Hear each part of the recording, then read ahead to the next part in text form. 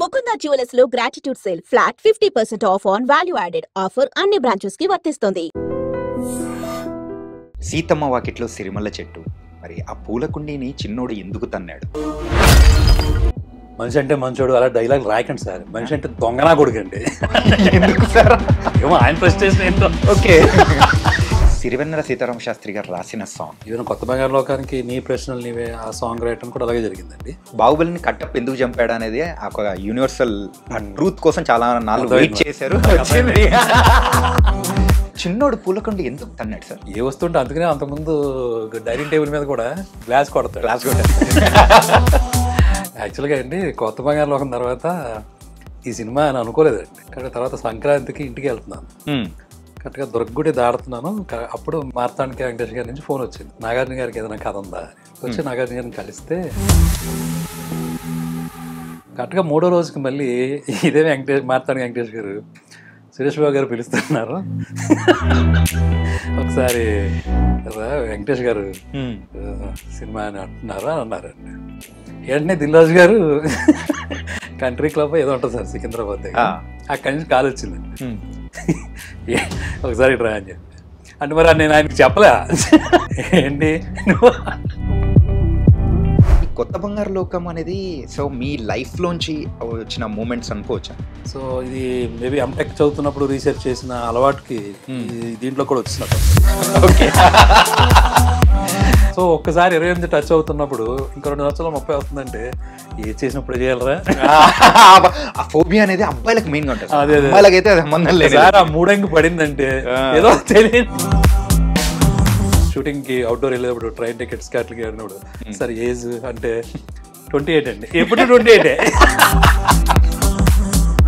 First మీరు director గా కంటే యాక్టర్ గా మా అందరికి పరిచయం అయ్యారు. బొమ్మరిల్లి సినిమాలో చిన్న రోల్ తో కనిపించారు. ప్రకాష్ రాజ్ గారు వచ్చినప్పుడు మా భాస్కర్ గారు ఏదో అడిగారు, కొంచెం డై వేసుకోండి అని ఏదో చెప్పారు. అక్కడ మళ్ళీ కొత్తగా చేంజ్ చేసి చెప్తే నచ్చలేనట్టుంది. దానికోసం కొంచెం గట్టిగా అరిచారు. అరిచి ఒక 1 అవర్ టైం ఇవ్వండి అని వెళ్ళిపోయారు. ఇలా ఇటు జంప్. అప్పుడు దిల్రాజు గారు పిలిచి ఇడికి వేసేయండి అంటే అప్పుడు నేను గుండె చేయించుకుని వచ్చారు. సార్ బాగోదు సార్. ఎవరన్నా వచ్చి మీకు ప్రపోజ్ చేశారా? అలా ఈ ఆటోబయోగ్రఫీలో రాద్దాం తర్వాత.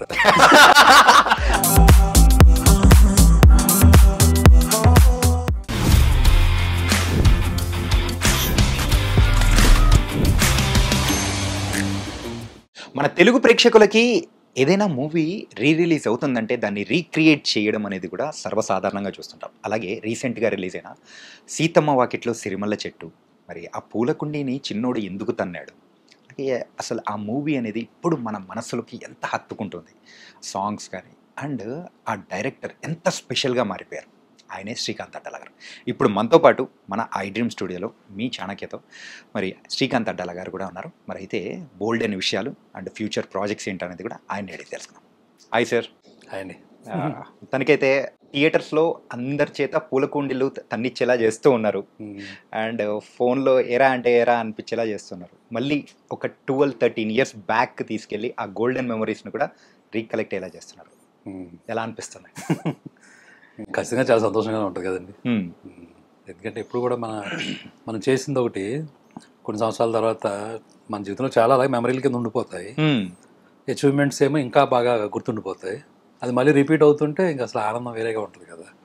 సో చాలా బాగా అనిపిస్తుంది. మూవీ రిలీజ్ అయిన దాంతో కంపేర్ చేసుకుంటే రిలీజ్కి ప్రేక్షకులు వాళ్ళ దగ్గర నుంచి వస్తూ ఉన్న ఆ ఒక ఫేమ్ కానీ అండ్ పీపుల్ తీసుకుంటున్న రిసీవింగ్, ఆ లవ్, ఆ సీన్ రీకన్స్ట్రక్షన్ చేయడం కానీ సో ఆ రీల్స్లో చూస్తుంటే సరదాగా అనిపించింది. చాలా అండి. అంటే ఇప్పుడు రిలీజ్ ట్రెండ్ ఒకటి బాగుంది ఈ స్టేట్లో కానీ ఏ స్టేట్లో అయినా, ఇది బాగుంది అంతా.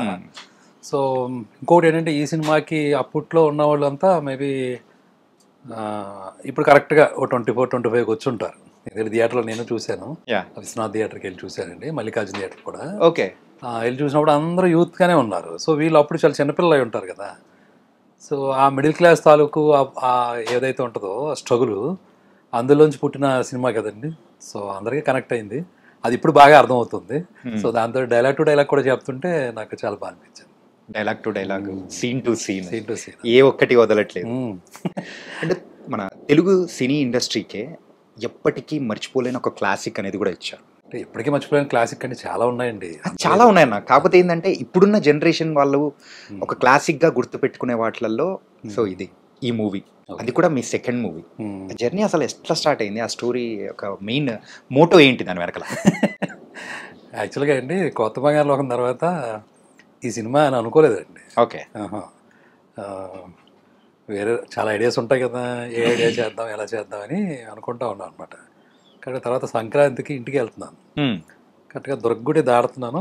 అప్పుడు మార్తాండిక వెంకటేష్ గారి నుంచి ఫోన్ వచ్చింది. ఓకే. ఇలాగా నాగార్జున గారికి ఏదైనా కథ ఉందా అని. అంటే ఇప్పుడు సడన్గా ఏదో నేను ఏంటంటే వరుణ్ సందేశ్ ఇలాగా ఓ 16 ఏళ్ళు 17 ఏళ్ళు అలాంటి ఒక సినిమా చేశాను, టీనేజ్ మూవీ. సడన్గా నాగార్జున గారు అనేసరికి అంటే ఇప్పుడు డైరెక్టర్గా అన్నీ చేయాలి, ఇప్పుడు ఆ టైంలో మనం రెడీగా ఉన్నామా లేదా అనేది ఒకటి ఉంటుంది కదా పాయింట్. చెప్తాను సార్ అని అప్పటికి ఫోన్ పెట్టేసిన తర్వాత ఆ జర్నీలో ఆలోచించుకుంటున్నాను, ఇప్పుడు నిజంగా ఆపర్చునిటీ వస్తే ఇప్పుడు ఈయనకి ఎలాంటి కథ చెప్పాలి ఏంటి అది. చాలా క్యాజువల్గా అన్నతమ్ములు కదని చెప్పి అంతకుముందు ఫ్రెండ్స్ తోటి అంటా ఉండేవాడు అండి. ఇప్పుడు మా ఇంట్లో జరిగేది లేదా వేరే అందరిలోనూ ఒక ఫీలింగ్ ఉంటుంది కదా, అది బేస్ చేసుకుని ఏదైనా చేస్తే బాగుంటుంది అని ఒక ఆలోచన అంతే, అందుకని మించింది ఏమీ లేదండి. అలాంటిది ఏమైనా చేద్దామా పోనీ అని అనుకుంటా ఉన్నాను. 2 రోజుల్లోనే మరి బ్యాక్ వచ్చానండి. వచ్చి నాగార్జున గారిని కలిస్తే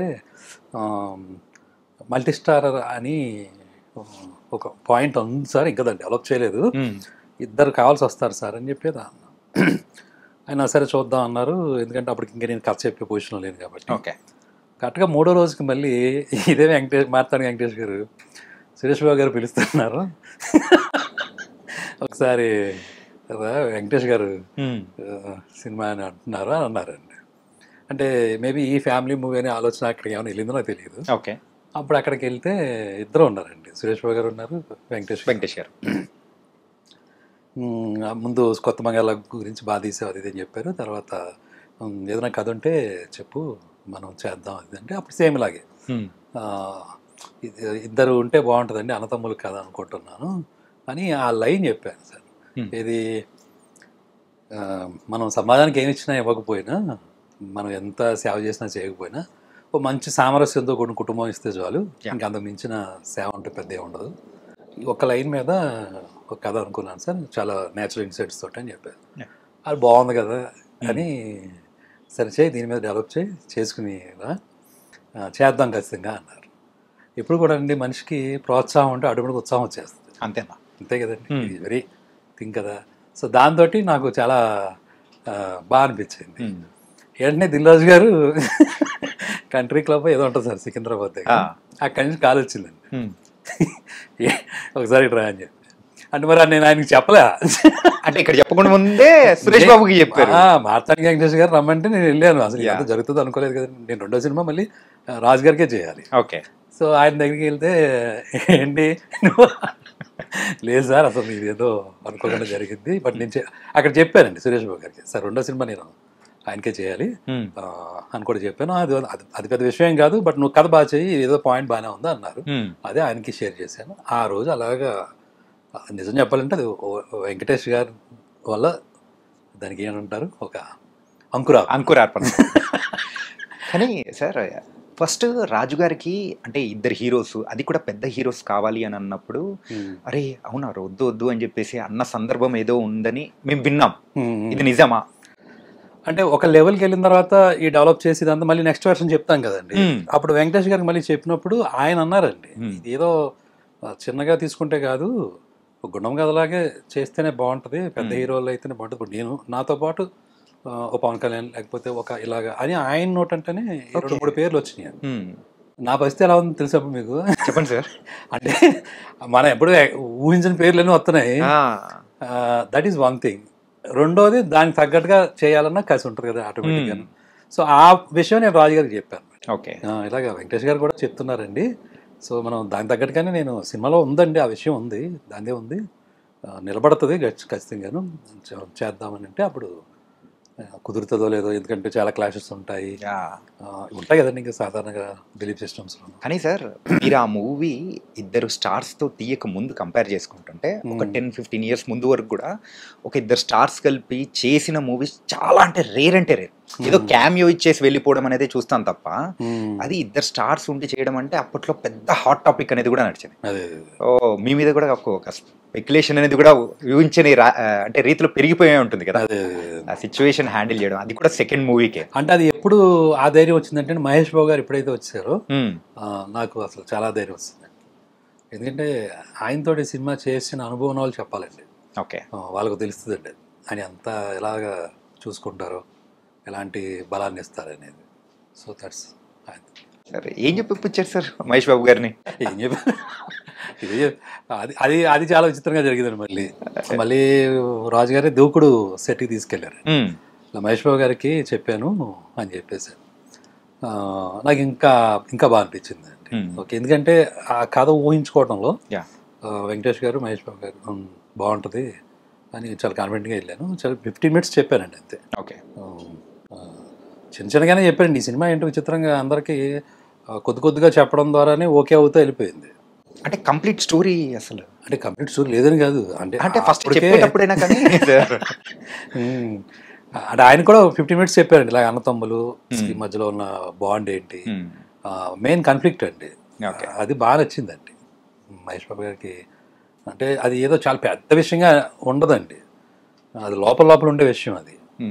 దాన్ని అప్పుడు ఎప్పుడైనా ఎవరైనా ఎలా చూసుకుంటారు ఒక ఆర్టిస్ట్గా, ఆయన ఓకే ఈ పర్ఫార్మెన్స్ స్కోప్ ఏంటి, ఇది చాలా డిఫరెంట్గా ఉంటుంది అని ఒక పాయింట్ ఉంటుంది కదండి. ఇప్పుడు విలన్ అనేది లేకపోతే కాన్ఫ్లిక్ట్ అనేది బయట పెద్ద బాంబులతో చేసేది ఉంటుంది, గుండెల్లో డైనమైట్లు పగిలేది ఉంటుంది. రెండు ఒకటేనండి. ఆడియన్కి ఏదైతే అది కనెక్ట్ అవుతుందో దాంట్లో వెళ్తారండి. సో ఆ నమ్మకంతో మనం ఉన్నప్పుడు ఏ కథైనా మనం డీల్ చేయొచ్చండి. ఓకే, సో అంతే. అది కొన్నిసార్లు వర్కౌట్ అయిందా లేదనేది దానికి 100 కారణాలు ఉంటాయి. బట్ బేసికల్గా ఒక కథ అనుకుంటే రాసేటప్పుడు ఆడియన్ పాయింట్ ఆఫ్ వ్యూ అయితే కనుక తనకి ఏ కాన్ఫ్లిక్ట్ అయినా తను దాంట్లోకి వెళ్తాడండి, మనం కరెక్ట్గా చెప్పగలిగితే కనుక అది కూడా ఈక్వల్గా ఫీల్ అవుతారు. సీతమ్మ వాకిట్లో సిరిమల్ల చెట్టు అసలు ఆ టైటిల్ పెట్టాలని ఎలా అనిపించింది సార్? ఏంటంటే అస్సలు ఇప్పటి వరకు ఎక్కడా వినంది అండ్ అంటే ఏదైనా కానీ ఒక వాక్యంలా ఉండేదాన్ని మీరు అది ఒక టైటిల్లా మీరు సెట్ చేసేసారు. ఇది ఎలా ఉందంటే నాకు రిలీజ్కి ఎలాగైతే ఉందో అలాగా ఇంటర్వ్యూస్ ఏమైనా ఉంటే అప్పుడు ఇచ్చిన ఇంటర్వ్యూలో ఏ క్వశ్చన్ అడుగుంటారు కదా. ఏంటంటే సార్ ఇంకా విషయాలు చెప్పాలంటే అదే మూవీ ఇప్పుడు గనక రిలీజ్ అయితే ఇప్పుడు ప్రతి మూవీకి ఈచ్ అండ్ ఎవ్రీ డీటెయిలింగ్ తీసుకొని దాన్ని డీకోడ్ చేస్తున్నారు. ఆ డీకోడ్ చేసిన క్వశ్చన్స్ ఇంకా ఉన్నాయి అన్నమాట. అది ఇంకా అడుగుతాం సార్. క్వశ్చన్ పేపర్ బాగానే ఉంది అయితే ఉంది సార్. ఏంటంటే ఇది ఒక్క క్వశ్చన్ పేపర్ కాదు సార్, కలెక్టివ్ గా తీసుకున్న క్వశ్చన్స్. యా, అలాగే మీరు స్టోరీ రాసుకునేటప్పుడు యూజువల్గా అసలు క్యారెక్టర్స్ నేమ్స్ అనుకుని ఒకటి రాసుకోవడం అనే స్టైల్ ఒకటి ఉంటుంది. కాకపోతే ఇందులో పెద్దోడు చిన్నోడు క్యారెక్టర్ పేర్లు ఏంటి అసలు? అది నేను కావాలనే చేసిందండి. అది పేర్లు పెట్టకపోతేనే బెటరు, ఎందుకంటే ఎవరైనా ఐడెంటిఫై చేసుకునేలా ఉంటే బెటరు. ఏదో ఒక పర్టికులర్ పేరు పెడితే ఆ పేరులాగా ఉండే అవకాశం ఉంటుంది. బట్ ఇది అది ఇందులో చాలా మందికి పేర్లు ఉండవండి. అఫ్కోర్స్ సీత ఆ అమ్మాయి పేరు మీద పెట్టాను కాబట్టి ఆ అమ్మాయి గీత రైమింగ్ ఉంది కాబట్టి గీత అలా ఏదో ఫిక్స్ అయ్యాం. కానీ మిగిలిన కొండలరావు ఇలాంటి చిన్న బట్ మెయిన్గా మీరు అడిగిన దానికైతే పేర్లు పెట్టకపోతేనే బెటర్. చిన్నోడు పెద్దోడు ఇంట్లో పిలుచుకునే కలవకొలగా ఉండేది అదే కదండి. సో అది యూనివర్సల్గా ఉంటుంది అని అలా అనిపించి చేసిందండి. మంచోడు అంటే ఇప్పటికీ ఎప్పటికీ రేలంగి మామయ్య అని డిసైడ్ అయిపోయేలా చేశారు. అసలు ఆ క్యారెక్టరైజేషన్ ప్రకాష్ రాజ్ గారిని సెట్ చేయాలని ఎలా అనిపించింది సార్? అంటే ముందు రాసుకున్న టైంలో నాకు ఈ కొత్త బంగాళాగం చేసినప్పుడే ఆయనతోటి ఒక బాండింగ్ ఉంటుంది. అలాగే బొమ్మరిల్లు ఫాదర్ ఆ టైంలో ఇంకా ఆయన ఒక మెయిన్గా కనపడుతున్నారు. ఏది రాసుకున్నా ఆయన మైండ్లోకి ఆటోమేటిక్గా వస్తున్నారు. సరే చేయించడం అనేటప్పటికి నిజానికి ఆయనకు కూడా అది కష్టమే. ఆయన ఆడియో ఫంక్షన్ కూడా అప్పుడు చెప్పారు. ఎందుకంటే అప్పటి వరకు ఒకలాంటి క్యారెక్టర్స్ చేశారు. ఇదేంటంటే మొత్తం అసలు ముందు నేను అన్నాను కూడా ఆయన, సరే ఈ కథ రాయాలంటే ముందు నేను మంచోడై ఉండాలి, చేయాలంటే మీరు ముందు మంచోడై ఉండాలి. ఎందుకంటే ఆయనకి కొంచెం సెట్లో ఆయన కొంచెం స్ట్రిక్ట్గా ఉండడం, లేకపోతే ఏదైనా కోపం వస్తే ఇమీడియట్గా ఎక్స్ప్రెస్ చేయడం అవన్నీ నేను చూశానండి. సో బట్ ఈ సినిమాకి ఏంటంటే నిజంగానే చాలా శాంతంగా ఎక్కడ పడితే అక్కడ అలా కూర్చొని అలా చేసుకుంటూ వచ్చారు. అదే ఆ క్యారెక్టర్కి ఆయన ఇచ్చిన విలువ, దాన్ని ఆయన తీసుకున్న విధానం. బేసికల్గా ఏంటంటే ఆ క్యారెక్టర్లో ఉన్న డెప్తేనండి. అంటే నమ్మాలి ఇప్పుడు సాధారణంగా ఏంటంటే మనం లోకంలో 100 రకాల ప్రాబ్లమ్స్ ఉంటాయి అందరికీ. మనలోనే చాలా ఇంటర్నల్ డీమాన్స్ ఉంటాయి, మన వికారాలు అంటాం కదా. 100 రకాల శత్రువులు ఉంటాయి మన లోపలే ఉంటాయి. అవన్నీ దాటి ప్రవర్తించడం అనేది కదా మనం చేసే పని. రోజు ప్రతి ఒక్కరు చేసే ఎక్సర్సైజ్ ఇదే. వాళ్ళు ఎదుర్కొనే ప్రాబ్లమ్స్ దగ్గర ప్రతిసారి మళ్ళీ ఆ టేప్ని ఎంత ప్రాబ్లం ఉన్నా మళ్ళీ మనం చూసుకోవడం మొదలు పెడతా ఉంటాం. బట్ ఈ అన్నిటికీ ఒక సొల్యూషన్గా చెప్పాలి అంటే బేసికల్గా మనిషి అంటే మంచోడు కదా లోపల. ప్రతి ఒక్కడ ఇప్పుడు తపన ఏంటండి, మనం చెడ్డగా కనిపించినా లేకపోతే మనం ఒక తెలియకుండా మిస్టేక్ చేసినా మళ్ళీ దాన్ని రికవర్ చేసుకుందానే ట్రై చేస్తూ ఉంటాం కదా. లైఫ్ అంతా జరుగుతూ ఉంటుంది కదా ఈ ప్రాసెస్. దట్ మీన్స్ మనిషి అంటే ఖచ్చితంగా మంచోడు అయితేనే ఆ పని చేస్తూ ఉంటాడు. పైగా అందరూ భగవంతు స్వరూపులు అన్నప్పుడు మంచోడు కాకుండా ఎందుకు అవుతాడు? సరే, ఆ డెప్త్కి వెళ్ళి చూసినోడు ఎవడో చంద్రుడు ఎవడో అంటే మనకి దగ్గర ఆన్సర్స్ ఉండవు, అదంతా వేరే సబ్జెక్ట్ అది. బట్ వన్ బిలీవ్స్ అంటే నేను నమ్మాను అంటే అప్పుడు నేను మంచిగా ఉంటే ఆ టైం మంచితనం కూడా బయటకు వస్తుంది అనేది ఆ క్యారెక్టర్ నమ్మిన విషయం అనమాట. అంటే దీనికి సంబంధించి కూడా మీరు క్లైమాక్స్లో ప్రకాష్ రాజ్ గారితో ఒకటి చెప్పిస్తారు. ఏంటంటే ఇక్కడ ఉన్నాడు పేదోడై ఉంటాడు, డబ్బులు ఉన్నోడై ఉంటాడు, చిన్నోడై ఉంటాడు, పెద్దోడై ఉంటాడు, కానీ నేను మంచోడిని దేవుడా, నాకు మాత్రం నన్ను కాపాడు దేవుడా అని చెప్పేసి అది చెప్పిస్తారు. అదే ఒక్కసారిగా గుండెల్లో ఎట్లా అంటే సార్ దీనికి ఒక చిన్న ఫ్లాష్ బ్యాక్ ఉందండి ఈ డైలాగ్ రాయటానికి. నా ఫ్రెండ్ ఉంటాడండి ప్రతాప్ అని, నాకు బాగా క్లోజ్ ఫ్రెండ్స్ మా ఊర్లో చాలామంది ఉంటారండి. అందులో బద్రి అని, నెక్స్ట్ మన ప్రతాప్ అని ఉంటాడు. తను నేను తిరుపతి వెళ్ళేవాడిని కరెక్ట్గా ఈ సినిమాకి స్క్రిప్ట్ రాసుకుంటున్నప్పుడే. తిరుపతి వెళ్తే తిరుపతి దర్శనం అయిపోద్ది కదండి. దర్శనం అయిపోయిన తర్వాత అక్కడ పైన కూడా దండం పెట్టుకుంటాం, లక్ష్మీదేవి ఉండి. ఈ పక్కన వచ్చి కూర్చుంటే, ఇక్కడ కూర్చుంటే ఇందిరాగాంధీ ఇక్కడ దండం పెట్టుకుంటేనే ప్రైమ్ మినిస్టర్ అయిందని వాళ్ళు ఎవరో చెప్తున్నారు అక్కడ. ఇలాంటి ఉంటాయి ఆయన గుడి దగ్గర చిన్న చిన్న సెంటిమెంట్స్. మనం మరీ ప్రైమ్ మినిస్టర్ కాకపోయినా ఏదో అవుతామని చెప్పి ఆ ప్లేస్ లో ఒక చోట అక్కడ రూపాయి బిల్లు కూడా నించో పెడతా ఉంటారు. మీరు తిరుపతి వెళ్తే అందరికి తెలుసు. ఆ ప్లేస్ లో ఎందుకో చాలాసేపు ఎక్కువసేపు కూర్చున్నాను బయటకు రాకుండా. ఇంకా ఆ దృష్టి ఏమైందంటే ఈ లోపలికి వచ్చి దర్శనం చేసుకునే వాళ్ళ మీద పడింది. సో ఆ ఎంట్రన్స్ కనపడుతుంది మనకి. అక్కడి నుంచి లోపలికి ఎంటర్ అవుతారు. ఇంక ఏ దర్శనం వాళ్ళు అయినా సరే ఒక చోట ఏకమైపోతారు. అవును సార్ కదండి. అక్కడ ఓ ప్లేస్ ఉంటుంది, అక్కడ మొత్తం గోపురం దగ్గర మొత్తం అందరినీ కలిపేస్తారు. కలిపేసి ఇప్పుడు ఇలా లోపలికి ఇలాగ ఎంటర్ అయ్యి చాలా క్రౌడ్ ఉంటుంది కదండి. అలా తిరిగి లోపలికి వచ్చి కొంచెం ఎత్తు ఉంటుంది మనం వెంకటేశ్వర స్వామి దగ్గరికి వెళ్ళేటప్పుడు ఆ చెక్కతోటి. సో ఇలా వచ్చి ఇలా తిరుగుతారు. ఇక్కడ దేవుడు ఉన్నాడు అనుకోండి, అలా వచ్చి ఇలా తిరుగుతారు. కరెక్ట్ గా మెట్టెక్కుతున్నారు సార్ ప్రతి ఒక్కళ్ళను. ఆటోమేటిక్ చేతులు లేచిపోతున్నాయి అందరూ. ఓకేనా, గోవిందా గోవిందా అంట. సో మళ్ళీ వెనక్కి తిరిగి చూస్తే మళ్ళీ అలాగే. అప్పుడు వచ్చిన ఆలోచన అండి, అందులో డబ్బున్నవాడు ఉంటాడు, పేదవాడు ఉంటాడు, ఒక డాక్టర్ ఉంటాడు, కలెక్టర్ ఉంటాడు. ఇక్కడ అందరూ వచ్చారు. దందాపుని ఏంటారు అంటే భగవంతుడి ముందు బాబోయ్ కాపాడు అని చెప్పి, నేను మంచోడిని నాయనకు ఒకసారి చూడు. అప్పుడు నేను మా ప్రతాప్ తోటి అన్నాను, క్లైమాక్స్ ఇదేరా, అదేంటంటే ఎలా డీల్ చేయాలి, ఎందుకు అతను నవ్వగలుగుతున్నాడు ప్రతి ఒక్కరిని చూసి, అంత కాన్ఫిడెంట్గా ఎలాగా చేయగలుగుతాడు అంటే అతను నమ్మాలి. ఏదో ఒకటి నమ్మాలంటే దానికి ఒక హేతు ఉండాలి. సో ఇది వర్కౌట్ అయిపోద్ది. సో రాసేచ్చాడు, ఇలాగ ఏం పర్లేదు, మనిషి అంటే మంచోడు. మీకు ఒక విషయం తెలుసండి, ఈ సినిమా అయిపోయిన తర్వాత విజయవాడ బస్ స్టాండ్లోనూ నాకు బుక్స్ దొరుకుతాయండి చోట. ఓకే, అక్కడికి వెళ్ళాడండి. ఈ సినిమా రిలీజ్ అయ్యి 6వ నెల 7వ నెల అనుకుంటా. అప్పటికి చాలా కాలం అయింది. నుంచుని ఆ బస్ కోసం నుంచుంటాను, మా ర్యాలింగ్ వెళ్తాను మా ఊరు వెళ్తాను. ఒక ఆయన వచ్చాడండి, ఏమంటే మీరు సిద్ధమాట్లో డైరెక్టర్ కదా? అవునండి. ఏమండి మనిషి అంటే మంచోడు అలా డైలాగ్ రాయకండి సార్, మనిషి అంటే దొంగనా కొడుకండి. ఎందుకు సార్? ఏమో ఆయన ప్రెస్టేషన్ ఏంటో. ఓకే, ఇక్కడ బాగా డైలాగ్ ఇప్పుడు రాయకండి సార్, నాకేమో నవ్వొచ్చింది. సో అవన్నీ ఉంటాయండి కామన్గా ఉండే విషయాలు. బట్ మనం నమ్మింది ఆ పాయింట్ దగ్గర అయితే నేను ఆ క్యారెక్టర్కి డిసైడ్ చేసి రాయిచ్చేయం పర్లేదండి. అందులో సిరివెన్నెల సీతారామ శాస్త్రి గారు రాసిన సాంగ్, మరి దాని వెనకలో కూడా ఒక చిన్న స్టోరీ ఉందని కూడా మీరు ఇంతకుముందు అన్నారు. ఏంటంటే ఒక లైన్ చెప్పేసి దాని మీద రాయండి సార్ అని చెప్పేసి అని అన్నారు. కానీ ఆ సాంగ్ ఇప్పుడు అంటే అప్పుడు మేము చిన్నపిల్లలం వింటూ ఉన్నప్పుడు ఆ అర్థం పెద్ద తెలిసేది కదా. ఇప్పుడు ఎప్పుడైనా కానీ బాధలో ఉన్నప్పుడు అది వింటూ ఉంటే మోటివేషనల్ అనిపిస్తుంటారు. ప్రతి ఒక్క లైన్ కూడా బరువు అనుకుంటే బరువు, అవునండి, సులువు అనుకుంటే సులువు అనుకుంటే సులువు అని.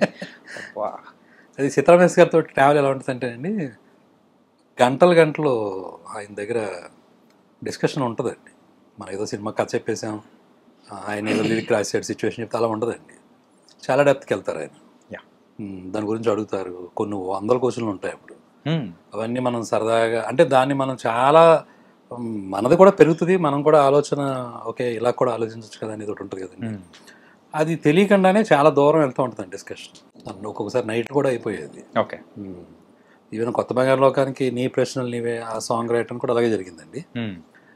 అలాంటి మనసులో ఉన్న ఫీలింగ్ చెప్పి దాని నుంచి పుట్టించాలి కదండి అది. అప్పుడు కూడా ఏంటంటే నాకు అట్రాక్షన్ అంటే తప్పు అని అంటూ ఉంటారండి. తప్పు కాదండి, అది నిజంగా న్యాచురల్ థింగ్. ఇప్పుడు సముద్రంలో అలలు లేకుండా ఉండవు కదా అని అలా మాట చెప్పి తర్వాత ఈ కాన్సెప్ట్లో రాస్తే బాగుంటుంది అని పెట్టి, అలాగే ఈ సినిమాకి కూడా ఇప్పుడు ప్రకాష్ రాజ్ గారు ఎందుకు అలా ఉంటున్నారు, మిగిలిన అలా ఎందుకు ఉండలేకపోతున్నారు, అదే రేలింగ్ మావి క్యారెక్టర్ మిగిలిన అందరూ అలా ఉండలేకపోతున్నారంటే వాళ్ళకి నమ్మకం చెక్కట్లేదు. ఒకవేళ నమ్మకం చిక్కుదాం అనుకున్నా ఇలా ఏదో కష్టం వస్తుంది, మళ్ళీ దానికి తడబడిపోవటం, మళ్ళీ మన యాటిట్యూడ్ ఒకటి ఉంటుంది, ఇదే కరెక్ట్ ఏమో అనుకోవటం. ఆ టైప్ నోట్లో కూడా తప్పు చూసినప్పుడు నేనే కరెక్ట్ అని అనుకోవటం, ఇలా 100 రకాల కింద ఉంటాయండి. అది ఒకలాగా చెప్పేసేది కాదు కదా. సో అది నువ్వు తీసుకుంటే బరువు, వద్దు అనుకుంటే వద్దు, అది నీ చేతిలోనే ఉంటుంది. ఇప్పుడు మరి ఎండొత్తంటే నువ్వు ఏమైనా తిడుతున్నావు ఏంటి, దాన్ని భరిస్తున్నావు కదా సాయంత్రం వరకు. మరి మనిషి విషయంలో ఏమైంది ఆ చిన్న కామన్ సెన్స్ అని మనం ఇలా చెప్తాం కానండి. బట్ అది ప్రాక్టీస్లోకి వచ్చేటప్పటికి వర్కౌట్ అవుద్దాలి. అప్పుడు అలా అనుకుంటే రామాయణం చదివిన తర్వాత అందరూ గొప్పలు అయిపోవాలి కదా. ఇప్పటి ఎందుకు అవరు అంటే మాయ సంథింగ్ ఏదో ఉంటుంది. బట్ అది అయినా కానీ ఒక మంచి విషయాన్ని ఎప్పుడు చెప్తూనే ఉండాలని ఒక దానికి కట్టుబడితే that practice makes like this అనమాట. ఆ పాయింట్ చెప్పి ఆయనతో డిస్కస్ చేసి ఎలా అంటే అప్పుడు ఆయన యాక్చువల్గా 4 చరణాలు రాశారండి దానికి. 4 ఎన్నో రాశారండి. అప్పుడు కరెక్ట్గా టెంకాసి అని అక్కడ షూటింగ్ జరుగుతుంది సీతమ్మ, అక్కడికి ఫోన్ చేశారు. ఓకే. కొంచెం బాగా క్రౌడ్ ఉందండి అక్కడ, వినటానికి కూడా కొంచెం ఫోన్ కూడా సరిగ్గా వినపడలేదు. ఏ సీన్ షూట్ చేస్తున్నారు సార్? అది రన్నింగ్ ఫైట్ ఉంటుంది కదా, చేస్తున్నప్పుడు వచ్చింది. ఆ హోటల్ ఏదో ఉందండి. అప్పుడు హోటల్ లోపలికి వెళ్ళిపోయి కూర్చుని కొంచెం సౌండ్ బయట డిస్టర్బెన్స్ లేకుండా ఉంటే ఆయన మొత్తం 4 చరణాలు చెప్పారు. ఓకే. యాక్చువల్గా సినిమాకి 2 పెడదామని, అదే ముందు మాంటేజ్ సాంగ్ ఒకటి, ఇంకోటి చివరిలో పెడదాం. బట్ 3 చరణాలు ఎప్పుడైతే చెప్పారో 4లో ఈ 3 వాడేస్తానండి, ఎక్కడికి వెళ్తే అక్కడ దీన్ని ఏది ఒక్కదాన్ని వేస్ట్ చేయను అని చాలా బాగా ఎంత గొప్పగా రాశారండి. మరి మాటలు కాదు కదా అసలు. ఆ తర్వాత కూడా ఏదైనా ఒక సందర్భం వచ్చినప్పుడు ఈ పర్టికులర్గా ఈ టాపిక్ అంటే ఈ సాంగ్ గురించి టాపిక్ తీసుకొని నలుగురికి చెప్పే విధానం కానీ నిజంగా భలే అనిపించింది. ఆయన అమెరికాలో ఎక్కడో చెప్పారు. అవునవును. అలాగే మనం కూర్చొని మాట్లాడే ఆ సందర్భంలో ఒక పైగా అది అలా చక్కగా ఇమిడిందండి. ఇప్పుడు మహేష్ బాబు గారు ఇంటర్వ్యూ నుంచి బయటకు వచ్చినప్పుడు మళ్ళీ అక్కడ ప్లేస్ అయిపోయింది. మళ్ళీ ఈ అబ్బాయి చిన్నోడు పెద్దోడితోటి బాగా చావడానికి కూడా ధైర్యం రాదురా మనకి అంటే మళ్ళీ అక్కడ ప్లేస్ అయింది. ఎక్కడికి కావాలితే అక్కడ ఆ 4 చరణాల్లోనూ కావాల్సిన దాన్ని వాడేసుకున్నాం అనమాట. అలా రాసిచ్చారు ఆయన. సార్, బాహుబలిని కట్టప్ ఎందుకు చంపాడు అనేది ఒక యూనివర్సల్ ట్రూత్ కోసం చాలా నాలుగు వెయిట్ చేశారు. కానీ ఇప్పటికీ దొరకని ఆన్సర్ ఏదైనా ఉందంటే చిన్నోడు పూలకొండ ఎందుకు తన్నాడు సార్, దానికి ఆన్సర్ మాత్రం కావాలి సార్. అంటే మీకు ఏం అర్థమైంది చెప్పండి పోనీ. ఫ్రస్ట్రేషన్ చూపించాలి. ఓకే చెప్పండి. బి సి ఆప్షన్స్ కాదు సార్. ఏంటంటే యాజ్ ఏ మేకర్ గా మీ మైండ్ లో ఒక ఆలోచన ఉంటుంది ఏంటంటే కరెక్ట్ గా అక్కడ పూలకొండ పెట్టండి దాన్ని తనేసుకుంటూ వెళ్ళిపోతాడులే అని మీరు అట్లేముండదు. కానీ దాని వెనకాల ఏదో ఒక పరమార్థం అనేది ఉంటుంది. మేము ఆలోచించడం అంతవరకు ఆలోచిస్తాం. అదే మీరు దాని వెనకాల మాత్రం ఏదో ఒక ఇంటెన్షన్ పెట్టుకుని రాసింటారు. వాడికి ఎంత ఇష్టం అండి ఆ అబ్బాయి పెద్దోడు అంటే. చాలా ఇష్టం కదా, అసలు తట్టుకోలేడు యాక్చువల్గా.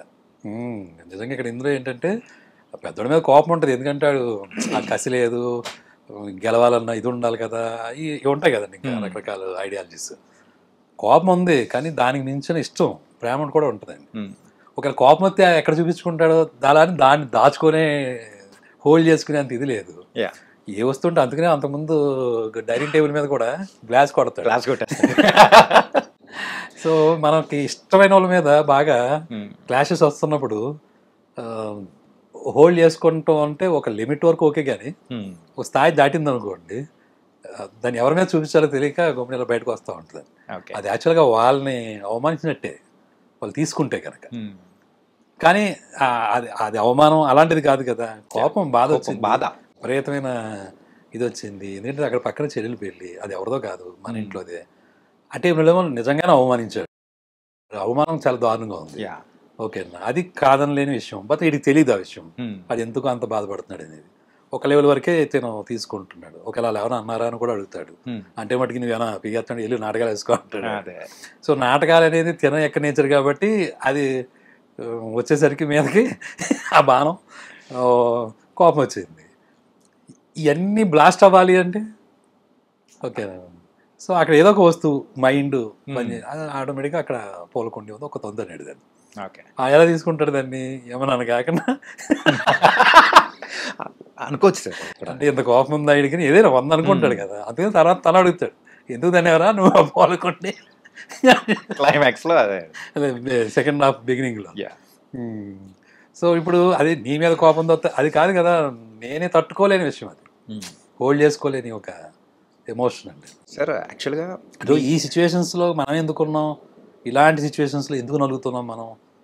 ఎవరూ చెడ్డోళం కాదు, పోనీ వచ్చిన ప్రాబ్లమ్స్ ఏమైనా పెద్ద పెద్ద ప్రాబ్లమ్స్ కూడా కాదు, కానీ ఏంటి నలుగుడు ఓకేనా, ఏమీ హెల్ప్లెస్ సిచ్యువేషన్స్. మనుషులను అయితే మనం మార్చలేము, ఆడన్న మాట మనకి దిగుతుంది, దీనివల్ల మనకి క్లాషెస్ వస్తున్నాయి, మన అందమైన ఒక విషయం చెడిపోతుంది. ఓ పక్కన మనకి జాబులు, ఓ పక్కన బయట ఎన్నిట్లోనూ మళ్ళీ ఒకటి ఎలాగరా బాబు ఇదంతా అనే ఒక ఏదైతే ఉందో దానికి సింబాలిక్గా కోపం బయట పడితే ఉండేది అది అనమాట. సో పోలకుండా అంటే అందంగా ఉంటుంది కదా, ఇదంతా అనడం అనమాట. దీని వెనక ఇంత స్టోరీ ఉందన్నమాట. అంటే వచ్చింది అలా ఆటోమేటిక్గా మీరు అడిగానని. ఓ అంటే ఇప్పుడు క్రియేట్ చేసి చెప్పింది సార్, అది చెప్తున్నాను సార్. అంటే మీ అన్నగారితో అలా రిలేషన్ ఏమన్నా ఉన్నిందా బాగా? ఉంటుందండి మన, అంటే అదే ఇక్కడ మీరు ఇక్కడ రిప్లికేట్ చేశారనుకోవచ్చా? అంటే యాస్టీజ్ ఉండకపోవచ్చు అండి, బట్ ఇన్స్పిరేషన్ అయితే ఖచ్చితంగా ఉంటుంది కదండి. మీరు కూడా పూలకొండి అన్నారా? లేదు అన్నయ్య మీద ఫ్రస్ట్రేషన్ ఎలా చూపించాలని అంటే మిడిల్ క్లాస్లో ఉంటుందండి ఇది. మిడిల్ క్లాస్ ఫ్యామిలీస్లో ఈ జాబ్స్ సెటిల్ అవ్వకుండా ఒక టైం వస్తుందండి. దానికి కారణం కూడా ఏముండదండి, అలా ప్రయత్నం లేదా అంటే ప్రయత్నాలు కూడా ఉంటాయి, ఒక్కొక్కసారి కలిసి రాకపోవడం ఉంటుంది, ఒక్కొక్కసారి సిచ్యువేషన్స్ మారిపోతూ ఉంటాయి. ఇప్పుడు పెద్ద అయినా ఏమైనా జాబ్ చేయను అన్నాడా, అక్కడ ఏదో సిచ్యువేషన్ వచ్చింది, నువ్వు గుడ్ మార్నింగ్ కూడా చెప్పో లేదా అది చెప్పు ఇది చెప్పు అని ఏదో అలాంటి ఒక చిన్న ఫీలింగ్ దగ్గర వచ్చాడు మానేసి, మళ్ళీ అతనే రమ్మంటాడు, అది వేరే విషయం. కాకపోతే ఏమవుతుందంటే ఆ తాత్కాలికమైన ఆవేశాల దగ్గర మనకి విషయాలు డిలే అవుతున్నప్పుడు అక్కడతో అక్కడ కొంచెం ఫ్రస్ట్రేషన్స్లోకి వెళ్ళే అవకాశాలు ఉంటాయి.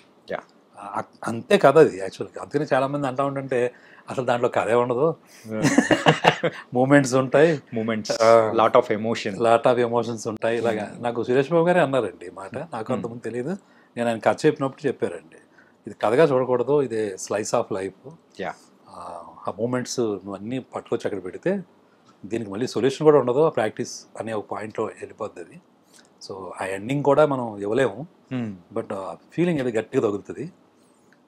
ఆయన బాగా ఎక్స్ప్లెయిన్ చేశారు నేను చెప్పిన తర్వాత, సురేష్ బాబు గారు బాగా, అప్పుడు నాకు బాగా గుర్తండి. ఓకే, అంటే నువ్వు చూపించేది ఏంటి అంటే ఏదో సెటిల్ అయిపోయారు, లేకపోతే ఏదో అచీవ్ చేసేసారు, ఇక్కడ ఏ దగ్గర స్టార్ట్ అయింది కదా బి దగ్గర ఎండ్ అయింది, అలా లేదు, ఇంటర్నల్గా జరుగుతున్న ఒక ట్రాన్స్ఫర్మేషన్.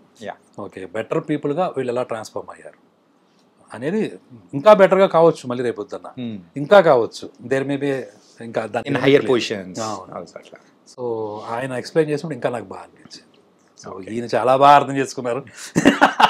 Okay, right sir. మరి ఈ మూవీ తర్వాత ముకుంద తీశారు, అవును, దీనికంటే ముందు కొత్త బంగారు లోకం.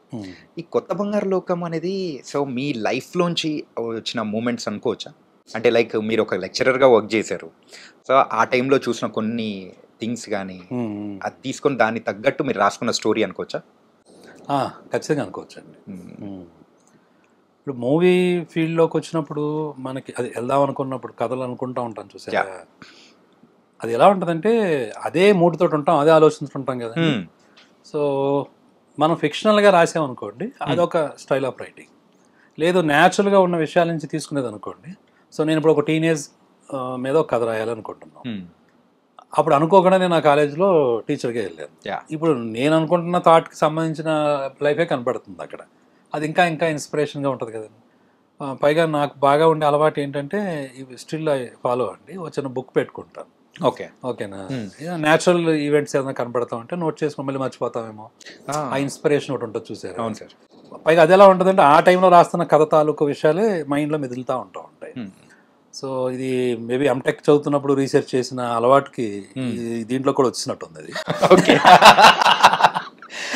సో మేబీ అంతే అలాగా అప్పుడు నిజంగానే అప్పుడు టీనేజ్ కథ రాయాలని ఒక కోరిక, చాలా ఇష్టంగా ఉండేది. ఇది సీతాకోక చిలుక ఆ టైం ఉంటాయి కదండి, ఆ ఇన్స్పిరేషన్ అలాగా ఉండేది. పైగా నాకు అట్రాక్షను ఈ కాన్సెప్ట్ ఎక్కువ ఉండేది అప్పట్లో, మనం పడుతున్న విషయమే అది. అలాంటిది కదా. కానీ అందులో మీరు చెప్పిన ఒక న్యాచురల్ ట్రూత్ ఏంటంటే, యూత్లో ఇలా ఉంటుంది, యూత్ తర్వాత మనం అయితే జాబ్ చేసేటప్పుడు 30 వరకు ఇలా ఉంటుంది, 30 తర్వాతే ఎవరొస్తే వాళ్ళు ఏది పడితే అది అని చెప్పినది యాజ్ ఇట్ ఈజ్ ఇప్పుడున్న జనరేషన్కి తగ్గేటట్టు ఉంది సార్. మీరు ఆ రోజుల్లోనే ప్రిడిక్ట్ చేసి 2008లోనే చెప్పేటప్పటికి ఒకసారి మూవీ చూస్తుంటే ఇది ఆయన ఎప్పుడో చెప్పారు, మరి అర్థం చేసుకోవాలనిపించింది. అవునండి. ఏంటి సార్ ఇది యాక్చువల్గా ఇది ఎక్కడైనా ఎక్స్పీరియన్స్ చేశారా, లేకపోతే మొత్తం చుట్టూ ఉన్న ఆటోమేటిక్ అర్థం అవుతుంది కదండి. ఇప్పుడు మనం 28 అలా ఉంటాం అనుకోండి, సపోజ్ ఇంకో 2 సంవత్సరాల్లో 30 వచ్చేస్తానని ఒక ఫీలింగ్ ఉన్న ప్రతి ఒక్కరికి ఏదో అంటే అది ఇప్పుడు లైఫ్ అనేది జర్నీ, ఏది ఎప్పుడు జరగాలి అప్పుడే జరుగుద్ది. ఎవడెంత కింద మీద పడినా మరి అదేంటి అదొక మిరాకిల్ కదండి. ఎవరు ప్రతి ఒక్కరి లైఫ్లో చెప్తూ ఉంటారు కదా, సాధన లేకపోతే ప్రయత్నం గొప్పదా లేకపోతే రాత గొప్పదా అంటే అది దానికి ఆన్సర్ అప్పటికే ఎవరికే దొరకదు, అది వెళ్తానే ఉంటుంది. సో కాకపోతే మనకి కొన్ని మార్క్స్ ఉంటాయి ఏజ్లు బట్టి, మనకి సొసైటీలో ఉండేది.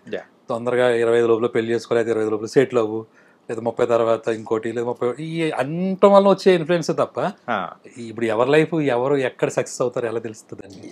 అయితే ఈ పాయింట్ దగ్గర కామెడీలు వస్తూ ఉంటాయి ఈ చిన్న చిన్న విషయాల వల్ల. సో ఒక్కసారి 28 టచ్ అవుతున్నప్పుడు ఇంకో 2 సంవత్సరాలు 30 వస్తుందంటే ఏ చేసినప్పుడు చేయాలరా, ఆ ఫోబియా అనేది అబ్బాయిలకు మెయిన్ గా ఉంటుంది. అదే అమ్మాయిలకైతే అది సంబంధం లేదు. ఆ మూడంగి పడిందంటే ఏదో తెలియదు లోపల నుంచి ఒకటి కొట్టేసుకుంటూ ఉంటాడు, ఇంట్లో వాళ్ళు ఏం అనకపోయినా కానీ అంటారు అన్నది ఒక ఫీలింగ్. ప్రొడక్షన్ మేనేజర్స్ ఎప్పుడైనా షూటింగ్ కి అవుట్డోర్ వెళ్ళేటప్పుడు ట్రైన్ టికెట్స్ అట్లకి వెళ్ళినప్పుడు సార్ ఏజ్ అంటే 28 అండి, ఎప్పుడు 28.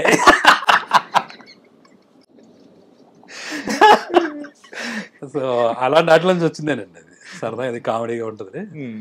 30 తర్వాత ఏది వస్తుంది అని చేసుకోవాలి, ఎవరితో వచ్చేది అని చేసుకోవాలి. కానీ రావు రమేష్ గారితో చెప్పించే విధానం అనేది కూడా ఫస్ట్ 2 సీరియస్ నోట్లో ఉంటది, కానీ ఎప్పుడైతే 30 ఇది చెప్తారో అది కంప్లీట్ గా టోన్ అనేది చేంజ్ అయిపోతుంది. అవునండి, ఎవరేం ఎక్స్పెక్ట్ చేయాలి. నేను చెప్పేది అలా చెప్పారండి, ఆయన చేసింది చాలా బాగా చేశారండి. ఆయన ఓన్ గానే దాన్ని బాగా తీసుకుని చేశారు. అందుకనే కొంతమంది ఆర్టిస్టులకి అది ఒక విషయం వస్తే వదలరు కదా వాళ్ళు. ఏంటి సార్ యాక్చువల్గా హ్యాపీ డేస్ తర్వాత కొత్త బంగారు లోకం, ఆ వైబ్ అనేది ఆ ట్రెండ్ అనేది నడుస్తున్న టైంలో సో పుట్టిన కథ, అది కూడా సూపర్ బ్లాక్ బస్టర్ అనేది కూడా నడిచింది. అదే ఫస్ట్ సక్సెస్ ఎలా ఎంజాయ్ చేశారు అసలు? అయ్యో సక్సెస్ ఎప్పుడు బాగుంటుంది కదండి. మరి అందులో ఊహల్లో కూడా కాంప్రమైజ్ అన్నట్టు ఆ సినిమా డైలాగ్ లాగా ఎంజాయ్మెంట్ తక్కువ ఉంటుంది. అంటే ఎంజాయ్మెంట్ అంటే ఒక మంచి ఒక ప్రోత్సాహం, చేసిన ప్రయత్నం బాగుంది, సక్సెస్ అయ్యింది, ఓకే బాగుంది కదా అని ముందుకెళ్ళడం అన్నమాట, ఇంకొంచెం ఉత్సాహం తీసుకొస్తుంది. ఫస్ట్ మీరు డైరెక్టర్గా కంటే యాక్టర్గా మా అందరికి పరిచయం అయ్యారు. బొమ్మరిల్లి సినిమాలో చిన్న రోల్తో కనిపించారు. అవునండి, అవునండి. అది ఎలా వేయాల్సి వచ్చింది, అది వేయాల్సి వచ్చిందా? చేయాల్సి వచ్చిందండి. ఓకే, వేయాల్సి వచ్చింది, అలా అయిపోయింది సార్. అంతే జరిగిందండి. అప్పుడు దిల్రాజు గారేనండి అది కూడా. ఆ అబ్బాయి వెళ్ళిపోయాడు అంటాడు, ఎవరు ఆ క్యారెక్టర్ వేయాల్సిన వెళ్ళిపోయాడు. ఎందుకంటే అక్కడ ఒక ఇన్సిడెంట్ జరిగిందండి. ప్రకాష్ రాజ్ గారు వచ్చినప్పుడు మా భాస్కర్ గారు ఏదో అడిగారు, కొంచెం డై వేసుకోండి అని ఏదో చెప్పారు. ఆయనకి ఏంటంటే ఫుల్గా ప్రిపేర్ అయ్యి రావటమో, లేకపోతే ప్రకాష్ రాజ్ గారికి ఏంటంటే ఒక మూడ్ ఆఫ్ ఉంటుంది కదా, అక్కడ మళ్ళీ కొత్తగా చేంజ్ చేసి చెప్తే నచ్చలేనట్టుంది. దానికోసం కొంచెం గట్టిగా అరిచారు. ఆయన అరిచి ఒక 1 hour టైం ఇవ్వండి వెళ్ళిపోయారు. ఇలా వీడు జంప్ ఓకే వేయాల్సిన నోటు ఎయిటీలు వీడు అందరూ వెతుకుతున్నాం అండి వాడి గురించి. అది పైగా బట్టల షోరూమే కదా. అప్పుడు దిల్రాజు గారు పిలిచి ఇడిగేసేయండి అంటే అప్పుడు నేను గుండె చేయించుకుని వచ్చాను. సార్ బాగోదు సార్, స్క్రీన్ మీద ఒకళ్ళు చేస్తే బాగా చేయాలి లేదని కొంచెం బలవంతంగా చేయించారు. ఆ గడ్డం కూడా కొంచెం అప్పుడు అలా చేయాల్సి వచ్చింది. కానీ తర్వాత అండి దిల్రాజు గారు ఒక మాట అన్నారు, నువ్వు చాలా మంచి పొజిషన్కి వెళ్తావు అని అన్నారు. అంటే ప్రోత్సాహం అనేది కూడా ఒకటి. సార్ ముకుంద మూవీ ఒక స్టార్ని లాంచ్ చేసే సందర్భం, మరి ఒక స్టార్ని ఒక పెద్ద లెగసీ ఉన్న ఫ్యామిలీలోంచి రావడం అంటే అది కూడా ప్రెషర్ నార్మల్గా కూడా ఉండదు. ముందు 2 హిట్స్ ఉన్నా కానీ మరి థర్డ్ మూవీ వచ్చేటప్పటికి లాంచ్ చేసే టైంలో మీరు తీసుకున్న ఆ ప్రెషర్ కానీ ఎట్లా ఉంది సార్, అసలు ఎట్లా హ్యాండిల్ చేశారు అసలు? అంటే అది పెద్దగా అంటే మీరు అన్నట్టుగా నాకేం అనిపించలేదండి. కథ మెయిన్ కదా, కథను బేస్ చేసుకుని అది సీతమాటలో జరుగుతుంది. కానీ ఆ అబ్బాయి ఫోటో మా అసిస్టెంట్ డైరెక్టర్లో కిషోర్ లేకపోతే ఎవరో చూపించారండి, సతీష్ అని, వరుణ్ గారిది. ఇలాగ ఈ అబ్బాయిని కూడా లాంచ్ చేస్తారంటండి. నా దగ్గర ఉన్న కథ ఇలాగ ఆల్రెడీ తెలుసండి. అది యాక్చువల్గా గొల్లబామ టైటిల్ అండి. ఏంటి సార్? గొల్లబామ. గొల్లబామ. ఓకే. అయితే అది ఏదో అలాంటి టైటిల్ పెట్టకూడదని అక్కడ ఏదో ఇష్యూ ఓకే నడుస్తుందని చెప్పారండి. సో దానివల్ల ముకుందాన్ని మార్చాల్సి వచ్చింది. ఓకే. సో ఆ టైటిల్ తోటి ఉన్న కథ మీ దగ్గర ఉంది కదండి, అందులో కుర్రోడు కొత్తోడే కావాలంటున్నారు కదా, ఈ అబ్బాయి బాగుంటాడని మా వాళ్ళు చూపించారు. అప్పుడు కొంచెం బొద్దుగా ఉన్నాడు అబ్బాయి, వరుణ్ తేజ్. ఓకే. ఆ నెక్స్ట్ డే నేను వాళ్ళ ఇంటికి వెళ్ళి అడిగి వచ్చేసాను. అప్పుడు ఇంకా సీతమాటలో షూటింగ్ కూడా అవ్వలేదు. ఓకే. కంటిన్యూ అవుతూ ఉండింది. మధ్యలోనే నేను డైరెక్ట్గా నాగబాబు గారికి చేసి వాళ్ళ ఇంటికి వెళ్ళి ఇలాగ నెక్స్ట్ సినిమా ఈ అబ్బాయితో అనుకుంటున్నానండి, మీకు ఒక ఇంట్రొడ్యూస్ చేసి ఉద్దేశం ఉంటే నేను చేస్తానండి అని చెప్పి అడిగాను. ఓకే. కానీ దానికి మ్యూజికల్ వైజ్ కానీ అండ్ దాని స్టోరీ వైజ్ కానీ ఒక డిఫరెంట్ అప్లాజ్ అనేది కూడా చాలా వరకు వచ్చింది సార్. అదే సక్సెస్ఫుల్ అయింది. ఈ సక్సెస్ అన్ని చూస్తున్న సందర్భంలో ఒక డౌన్ఫాల్, అంటే ఇండస్ట్రీలో డౌన్ఫాల్ అనేటప్పటికి ఒక మూవీ ఒక ఫ్లాప్ అనేది కూడా. మరి బ్రహ్మోత్సవం మూవీ టైంలో అంత ఫ్యామిలీని అందరినీ తీసుకున్నారు, ఒక డిఫరెంట్ స్టోరీ టైప్లో తీసుకున్నారు, కానీ ఎక్కడ మిస్ అయింది అనుకున్నారు సార్? ఖచ్చితంగా స్క్రిప్టేనండి. సినిమా తేడా వచ్చిందంటే దాని అర్థం ఏముండదండి. మన స్క్రిప్టులో మనం ఏదో నమ్ముతాం, అది బాగానే ఉంటుంది కదా అనుకుంటాం. మేబీ ఆ టైంలో అంత గ్రిప్గా ఆలోచన లేకపోవటం అవ్వచ్చు. మిస్టేక్స్కి మనం కారణాలు ఎత్తుక్కుంటూ వెళ్తే చాలా ఉంటాయండి, అది అనవసరం కూడా. అండ్ దాని తర్వాత నారప్ప, మరి మరొకసారి వెంకటేష్ గారితో అప్పటి వరకు చూసిన ఒక సాఫ్ట్ కార్నర్లో ఉన్న శ్రీకాంత్ అడ్డాల గారు ఒక్కసారిగా వైలెంట్గా, అది మరీ వైలెంట్గా మారిపోవడానికి రీజన్ ఏంటి సార్? అందరూ నిజంగా షాక్ అయిపోయారు. ఏంటి చాలా 1-2 సార్లు ఈవెన్ గూగుల్లో చెక్ చేసినా ఉండే ఉంటారు అనిపిస్తుంది. ఎందుకంటే నిజంగా శ్రీకాంత్ అడ్డాల గారేనా అని ఒకసారి క్రాస్ చెక్ చేసుకున్న సందర్భాలు ఏంటి సార్? సడన్ చేంజ్ ఏం కాదండి, అది అదే నాకు మామూలుగా ఏంటంటే అన్ని కథలు చేయాలని ఉంటుందండి. ఓకే. ఇప్పుడు నేను చాలా ఇంట్రెస్ట్లో అంటూ ఉంటాను, బట్ మనకు అవకాశం లేకపోతే సిచ్యువేషన్ రావాలి కదా. ఈ కథ ఆ కథ అని ఏముండదండి. సో జానర్ని మనం అది కన్వెన్షన్స్ని మనం అడాప్ట్ చేసుకోవటం, దానికి తగ్గట్టుగా మనం ప్రిపేర్ అవ్వటం, మన టెక్నీషియన్స్ తోటి చేయించుకోవటం. ఓకే. ఇది మెయిన్ బేసిక్గా. కాదు నువ్వు ఇలాంటి సినిమాలే తీస్తే ఇలాంటి సినిమాలని ఆదరిస్తారు, లేకపోతే ఇలాంటి నీకు ఇష్టపడతారు అంటే అది మనం బ్రేక్ చేసేగలిగితే బ్రేక్ చేయొచ్చు అండి. ఓకే. మన it is up to us. మనకుండే గట్స్, మనకుండే ఆలోచన విధానం, మనకు కలిసి వచ్చే విషయాలు. కాబట్టి అప్పుడు అసురన్ మూవీ చూసినప్పుడు అది కూడా మళ్ళీ సేమ్. తర్వాత కూచిపూడి వారి వీధి అని ఒక సబ్జెక్ట్ ఉందండి నా దగ్గర. ఓకే. కూచిపూడి వారి వీధిలో అని, అది మళ్ళీ ఫ్యామిలీ మూవీ, టోటల్గా కజిన్స్ గురించిన ఒక సబ్జెక్ట్ అది. యాక్చువల్గా దాన్ని ఏం చేసుకుంటూ ఉన్నాను వర్క్ ఇమీడియట్గా. తర్వాత సెట్ బ్యాక్ వచ్చింది. మళ్ళీ అన్నయ్య అని ఇంకొక కథ ఉందండి, అది కూడా చాలా పెద్ద కథ. అది గీతార్ట్స్లో చెప్పి, అంటే అదే కొంచెం పెద్ద సెటప్ కదా, ఇలాగ ఇంకో కథ చేసేసి అది చేద్దామని చాలా డిస్కషన్స్ ఉంటాయండి. సరే అని చెప్పి ఏది ముందు ఏది తర్వాత అని అనుకుంటూ ఉంటాం. సో ఆ కోవలో 2-3 సబ్జెక్టులు పనిచేస్తున్నప్పుడు కరెక్ట్గా మళ్ళీ సేమ్ తనే కిషోర్ అని నా దగ్గర అసోసియేట్ ఉంటాడు. తను అసురన్ సినిమా చూసి నాకు చెప్పాడు, ఓకే ఇలాగ వెంకటేష్ గారు చేద్దాం అనుకుంటున్నారంటే రీమేక్ చేద్దాం అనుకుంటున్నారు, నువ్వు ఒకసారి చూడా సినిమా అన్నారు. ఓకే. సో నేను చూశాను అప్పుడు అసురన్. చాలా బాగుందండి, అసలు మామూలు కాదు కదా అమ్మ. అప్పుడు వెంటనే నేను ఇంక 2వ నిమిషం ఆలోచించకుండానే చేస్తానండి సురేష్ బాబు గారు. సరే ఇలా అనుకుంటున్నారంట కదా, ఒకవేళ అలాంటిది ఏదైనా ఉంటే ఒకసారి నాకు చాలా బాగా చేయాలనిపించిందండి అది అంటే అప్పుడు నేను వెళ్ళి కలిశాను అనమాట. కలిసిన తర్వాత ఆ కథ గురించి డిస్కషన్ వచ్చింది, ఏంటి ఎలా. సో అందులో కూడా మీకు తెలియకుండా అది జోనర్ వచ్చి యాక్షన్ ఉంటుంది కానీ it's a family movie. Family, అవును సార్, ఫ్యామిలీ కోసం. ఫ్యామిలీ అంటే ఫ్యామిలీ ఎమోషన్స్. ఓకేనండి. అంటే ఎంత సప్రెస్డ్గా తొక్కేస్తున్నా కానీ అసలు మామూలుగా జీవితాల్లో అయితే బెటర్ లైఫ్ గురించి మాట్లాడుతున్నాం. ముందు మన సీతమాటలో కూడా బెటర్గా మారారు, ట్రాన్స్ఫర్మేషన్ అని చెప్తున్నాం. ఆ అవకాశం కూడా లేదు పాపం వాళ్ళకి. Maybe by the situations, Hmm. వాళ్ళు ఉండే కమ్యూనిటీ లేకపోతే వాళ్ళు ఉండే పరిస్థితులను బట్టి Hmm. ఆ బెటర్ లైఫ్ గురించి కూడా ఆలోచించలేని ఒక ఫాదర్ పాపం ఆయన. ఓకే. కుటుంబాన్ని ఆ లెవెల్కి తీసుకెళ్లాల్సిన అదృష్టం కానీ అవకాశం కానీ ఎలాంటి ఇది లేదు వాళ్ళకి. లేదు. బట్ అది కూడా దక్కనివ్వకుండా తొక్కేస్తుంటే, పిల్లల్ని దూరం చేస్తుంటే వాళ్ళ నుంచి వచ్చే ఒక ఎమోషన్ ఉంటుంది చూసారా, అది నాకు బాగా కనెక్ట్ అయింది. ఇది డీల్ చేస్తే చాలా బాగుంటుంది అనిపించింది. అంతే అలా. సో మెయిన్ ఎమోషన్గానే కనెక్ట్ అవటమేనండి. మీరు దానికి కనెక్ట్ అయిపోయి అది చేశారు. అది చాలా పెద్ద ఎమోషన్ కదండి. యా.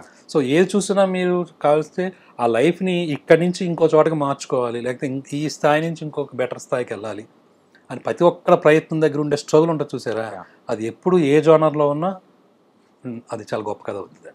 తమిళ్లో అసురన్ చూసినప్పుడు యూజువల్గా అది తెలుగులోకి వస్తుంది, అది ఎవరు చేస్తారు అనుకున్నప్పుడు వెంకటేష్ గారు చేస్తున్నారు అనేటప్పటికీ అరే చేయగలుగుతారు అన్న నమ్మకం అనేది కూడా వచ్చేసింది. ఎందుకంటే ఈజ్ ఎ కంప్లీట్ యాక్టర్ ఆ టైప్. ఈవెన్ కొన్ని సీన్స్ అయితే ఈవెన్ తమిళ్ మూవీస్లో చూస్తే ఒక స్టార్ కొన్ని అంటే అక్కడైతే సర్వసాధారణం, కానీ ఇక్కడికి వచ్చేటప్పటికి ఫ్యాన్స్ వాళ్ళు ఇట్లా చేయకూడదు ఇలాంటివన్నీ అనేది ఏం లేకుండా క్యారెక్టర్స్ కూడా చేపించారు, అంటే సీన్స్ కూడా చేపించారు. వెంకటేష్ గారు అవన్నీ తీసుకోరండి, ఆయన బాగా డెడికేటెడ్ గానే ఉంటారు. ఏది అవసరం అది ఖచ్చితంగా దానికోసం ఎంతైనా చేస్తారు. ఆ టైం ఆ ఇంటర్వ్యూస్లో కూడా చెప్పిన గుర్తుండి నాకు. ఆ ఇసుకలో కూడా పాపం ఆ ఎండ్లో కూడా అలా అంతేనండి, అలా చెయ్యాలి. మరి అలా చేయకపోతే ఊరినే గొప్పలైపోతారా? కానీ మీరు ఇప్పుడు అంటే మీరు చేసిన వాళ్ళ డెడికేషన్స్ అవి ఉంటాయి కాబట్టేనండి. సో బికాస్ వాళ్ళు ప్రేమిస్తారు, దీన్ని ఎలాగైనా కసిగా చేయాలి, బాగా చేయాలి అని. మీరు 6 మూవీస్ చేస్తే ఈ 6 మూవీస్లో రిపీట్ అయిన హీరో ఎవరైనా ఉన్నారంటే అది వెంకటేష్ గారు మాత్రమే. అవునండి, అవును. సో మీకు అంత ఇష్టమా సార్ వెంకటేష్ గారు అంటే?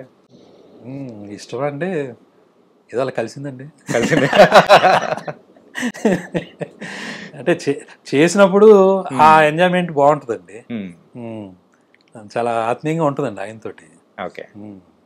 ఆయనతోటి మహేష్ బాబు గారితో ఇంకొక టైప్ ఎక్స్పీరియన్స్, ఈయనతోటి ఒకలాగా అన్నీ కూడా చాలా హెల్తీగా ఉంటాయి, బాగుంటాయి.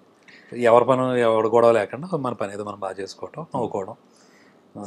చేసినంతసేపు మట్టుకు విషయం తెలుస్తూ ఉంటుంది. ఆ వర్క్ ప్రాసెస్ని బాగా ఎంజాయ్ చేయొచ్చు. కానీ మీరు చిన్నోడు పెద్దోడిని మాత్రం వదలలేదు, ఇద్దరితో కలిసి 2 మూవీస్ చేశారు. ఓకే. సార్ వీళ్ళందరూ ఓకే అయితే మీరు చేసిన మూవీస్లో ఎక్కువ మూవీస్ 5 మూవీస్కి మిక్కీ జే మేయర్ గారే, ఏంటిది కారణం? దీనికి మణి శర్మ గారు అండి. అవును సార్. నారప్పకి మణి శర్మ, పెద్ద కాపుకి కూడా మిక్కీ జే గారు. పెద్దగా మిక్కీ జే మేయర్. ఓకే, 5 మూవీస్ అంటే 5 మూవీస్ సార్. అంటే ఆయనతో ఫస్ట్ సినిమా నుంచి ఒక ర్యాపో కుదిరిందండి. ఇంకా అలవాటు నాకు స్వేచ్ఛ ఉంటుంది ఎక్కువ, ఇది మార్చండి అది మార్చండి అని చెప్పడానికి నాకేమీ హెసిటేషన్ ఉండదు.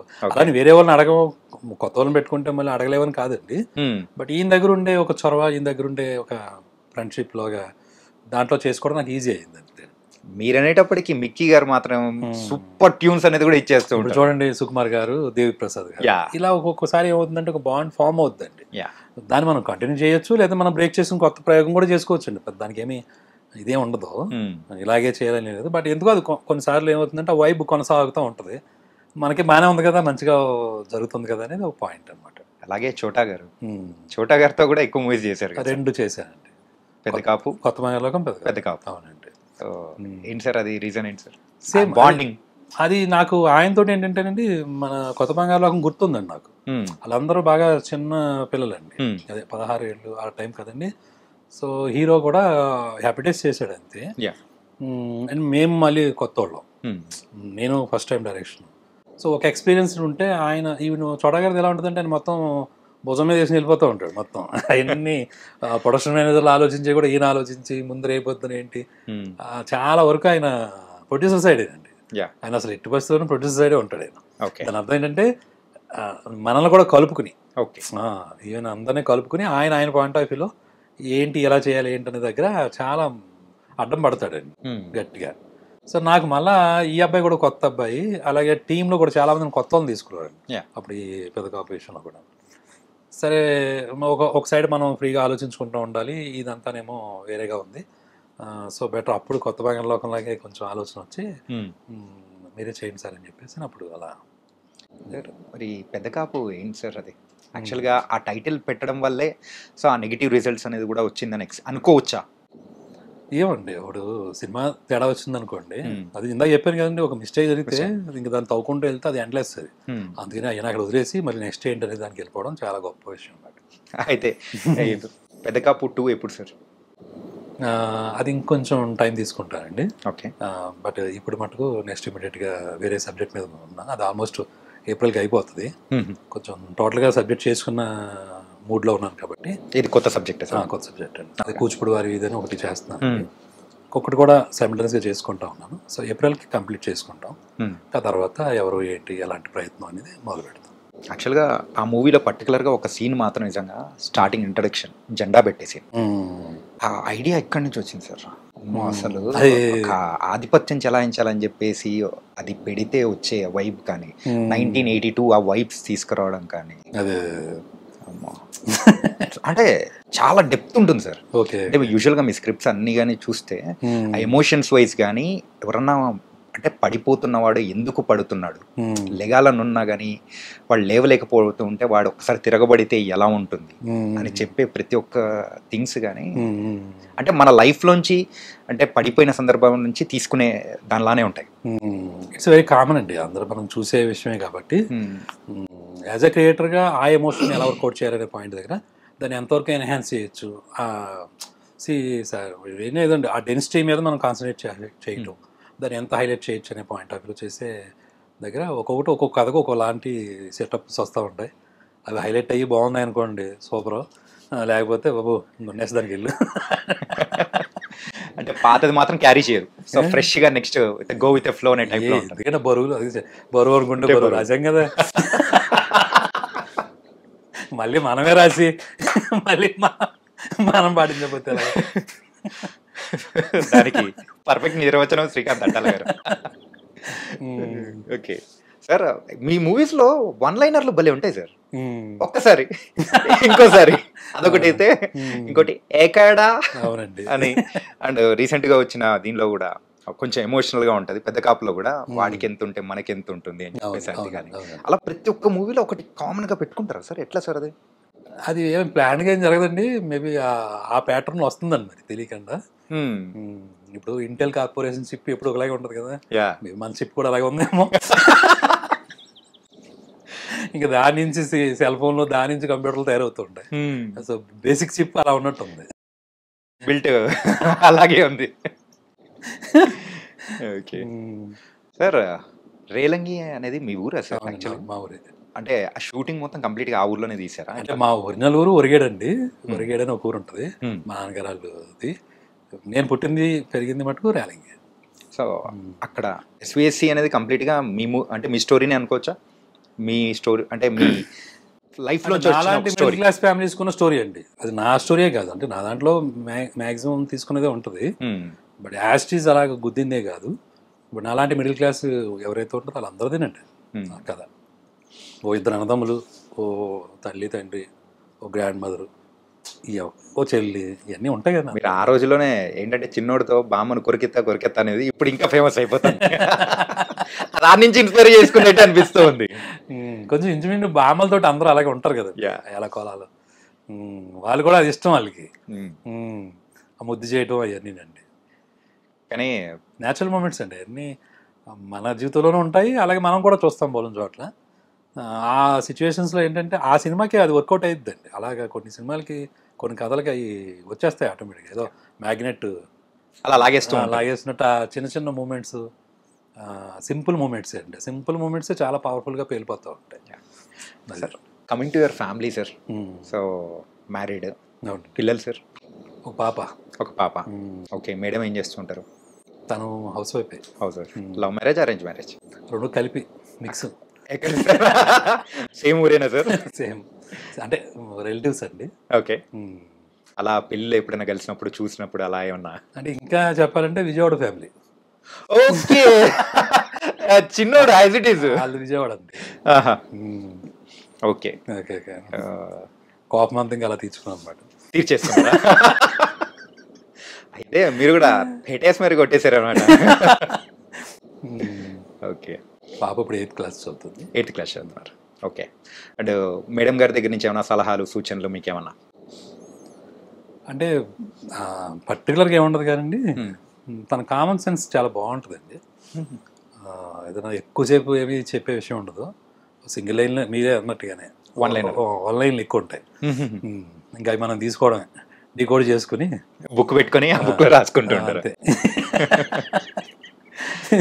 ఓకే. అంటే విషయం వచ్చినప్పుడు ఏదైనా మరి ఎవరితో డిస్కస్ చేస్తాడు, మరి వాళ్ళతో చేయకపోతే యా అంతే కదా. సో అలాంటి టైంలో ఏంటంటే పెద్ద సొద చెప్పకుండా ఇంతే ఉంటుందేమో అని సింపుల్గా ఒక్కొక్కసారి తీసుకోవడానికి కష్టంగా ఉన్న తీసుకోవాల్సి వస్తుంది. అంటే తీసుకోకపోతే కష్టం కదా సార్, తర్వాత మనకు ఫుడ్ ఉండదు. అంటే మరి మీరు అంటే వాళ్ళు చెప్పింది మనం తీసుకోకపోతే అట్లే ఉంటుంది కదా సార్. మరి ఆ కోవలో కాదు, భయం అయితే ఉందా సార్? భయాలు ఎందుకండి, ఎందుకు భయాలు? భార్య భర్త ప్రేమతో కూడుకున్న భయం సార్, అది ఇద్దరు రిలేషన్ లో యూజువల్లీ ఉంటుంది కదా. అదే. ఓకే సార్, మీ దగ్గర నుంచి మన తెలుగు ప్రేక్షకులు ఎక్స్పెక్ట్ చేస్తుంది కూడా కంప్లీట్ ఒక ఫ్యామిలీ ఎమోషన్స్ తో కూడుకున్న మూవీ కైండ్ ఆఫ్. మరి మీ దగ్గర నుంచి వచ్చే కూచిపూడి వారి వీధి, మరి ఆ మూవీ అలాగే ఉండబోతుందా? అదేనండి, చేస్తే అదే చేస్తానండి నెక్స్ట్ కూడా. ఓకే, కొంచెం కాన్సన్ట్రేషన్ దాని మీద పెడుతున్నాను. ఏదైనా ఏప్రిల్కి అయిపోద్దండి మొత్తం వర్క్ అంతా కంప్లీట్ చేసుకుంటాను, బైండ్ స్క్రిప్ట్ లాగా. సో వన్స్ అది అయిపోతే అప్పుడు షూటింగ్ వెళ్దామని ఇంక ఈసారి కొంచెం గట్టిగా పట్టు కూర్చున్నాను. ఓకే. సో ఏప్రిల్ మిడ్ కల్లా అయిపోతుందండి వర్క్ అంతా. ఇంకా తర్వాత ఎవరు బాగుంటారు ఏంటి అని ఓకే. అంటే ఇప్పుడు ప్రెసెంట్ స్టోరీ రాసుకునేటప్పుడు ఎవరు ఏంటి అనేది మైండ్లో ఆలోచన? అలా ఏ సినిమాకి నేను ఇప్పటివరకు అలా చేయలేదండి. ప్రతిదానికి ఒకటి అనుకోవడం, చేసుకోవటం, దీనికి వీళ్ళు బాగుంటారు వాళ్ళు బాగుంటారు అని అనుకోవడం, ఇంకా అక్కడి నుంచి ట్రయల్స్ మొదలు పెట్టడం. ఇదే పద్ధతి అండి ఎప్పుడు కూడా. ఒక ముందు ఊహించుకుని ఒక కథ రాయటం అనేది నాకు ఎప్పుడు జరగలేదండి. మీరు యాజ్ ఏ ఫిలిం చెప్పాను కదండి, అదే చదువుకునేటప్పుడు ఒకటి అలవాటు అయిపోతుంది కదా. ఎగ్జామ్ అంటే సిలబస్ కంప్లీట్ చేసుకుని వెళ్దాం అని ఒక్కొక్కసారి. కాదు ఒక్కొక్కసారి ఏమవుద్దంటే చదవకుండా ఎగ్జామ్ రాసేసిన సందర్భాలు కూడా కొన్ని ఉంటాయి కదా, నైట్లు పగల్లో ఉంది. ఏమన్నా అదే ఇక్కడ ఎంప్లాయీస్ అండ్ ఎంప్లాయిడ్ అనమాట. సార్ యాజ్ ఏ ఫిలిం మేకర్గా మంచి మూవీస్ తీశారు, అంతా ఓకే. యాజ్ ఏ లైఫ్ అంటే మీరు ఏం చెప్తారు? లైఫ్ అంటే జీవించడం అంతే అండి, ఇంకేమో. సార్ సార్ నేను గూగుల్ చేస్తే మీరే నాకు రిటర్న్ లో ఒక సిక్సర్ కొట్టినట్టుంది సార్. అంటే మీరు ఎలా అంటే లైఫ్ అంటే అంటే మరి అంటే మనిషి అంటే లైఫ్ అంటే ఇలా బతకాలి అని ఒకటి అనుకుంటుంటారు కదా సార్. సో మీ దృష్టిలో ఎలా బతకాలంటారు? ఒక లైఫ్ జీవించడం అంటే ఎలా? నాకు అంత మరి అంత ఏంటంటారు సార్, మీరు లైఫ్ కి పరమార్థం చెప్పే మూవీస్ చేశారు. పరమార్థం కట్ చేయండి ఈ పరమార్థాలు అర్థాలు. ఓకే, కట్ చేసుకోరా. అంటే లైఫ్ అంటే ఎలా ఉండాలనేది చెప్పిన మూవీస్ అనేది కూడా తీశారు. అలాగే ఉంటుంది సార్. అయిపోయింది, ఇంకేం మాట్లాడతాం సార్. ఏమండి, జీవితం అంటే అన్నీ ఉంటాయండి. ఫస్ట్ బేసిక్గా అన్నీ ఉంటాయి. మంచి ఉంటుంది, చెడు ఉంటుంది, తప్పు ఉంటుంది, ఒప్పు ఉంటుంది, ఓకేనా. చేదు ఉంటుంది, తీపి ఉంటుంది, అలా ఇంకా అలా మాట్లాడుకుంటే. సో ఏదో ఒక పక్క వెళ్ళకుండా అన్నిటినీ తీసుకుంటా, ఏది ఉన్నా ఇవన్నీ కామనే కదా, అన్నీ ఇక్కడే ఉంటాయి, అన్నీ భూమి మీద ఉండగానే జరుగుతాయి, అన్నీ వేరే చోటకి అడిగి వెళ్ళి క్వశ్చనే లేదు. ఓకే. సో అదిలాగే లైఫ్లో కూడా అన్నీ పాసిబుల్లే, అది మనకి నచ్చినా నచ్చకపోయినా కానీ. సో వాటిని అలాగే తీసుకుని సరదాగా అలా వెళ్ళిపోతే చాలని నా ఫీలింగ్, అంతే. శ్రీకాంత్ అడ్డాల గారు మంచోడా చెడ్డోడా? బా ఏదో నాయకుడి సినిమాలో లాస్ట్ తాతను మంచోడు చెడ్డోడు అంటే ఆయన చెప్పలేదు, మన తెలుగు ఎవడెలా తీసుకుంటే అలా తీసుకుంటాడు. అదే అండి, ఆయనకంటే గొప్పలేడు మనం. ప్రతి క్వశ్చన్ కూడా మీరైతే చాలా తెలుగుగా చెప్పేస్తున్నారు. తెలుగు కదండి, ఇప్పుడు మీరు ఎలా చెప్తారు చెప్పండి? మీరు మంచోళ్ళ చెడ్డోళ్ళ అంటే ఎవరికి వాళ్ళు చెప్పుకోవడం అనేది తప్పదు. అలా అనుకుంటే మనం చెడ్డోళ్ళేనండి ఫస్ట్ బేస్. చెడ్డోళ్ళ అలా ఫిక్స్ అవుదామా? మీ ఇష్టం సార్. అది ఇప్పుడు నన్ను ఫిక్స్ అవుదాం అంటే నేను ఎట్లా చెప్తాను సార్? ఈ మంచి చెడు, ఈ తప్పు రేట్లు ఉంటాయి, అదో షేడ్ ఉంటుంది, ఇది షేడ్ ఉంటుంది. ఓకే, అదే అంటున్నానండి, లైఫ్లో అన్నీ ఉంటాయి, అన్నీ కామన్గా ఉంటాయి. ఆ పర్సంటేజ్లు లేకపోతే ఇవన్నీ మనం చూసుకుంటూ కూర్చుంటే మనం ఏమవుద్దంటే అనవసరంగా వేరే ఎక్కువ అయిపోతుంది లోడ్.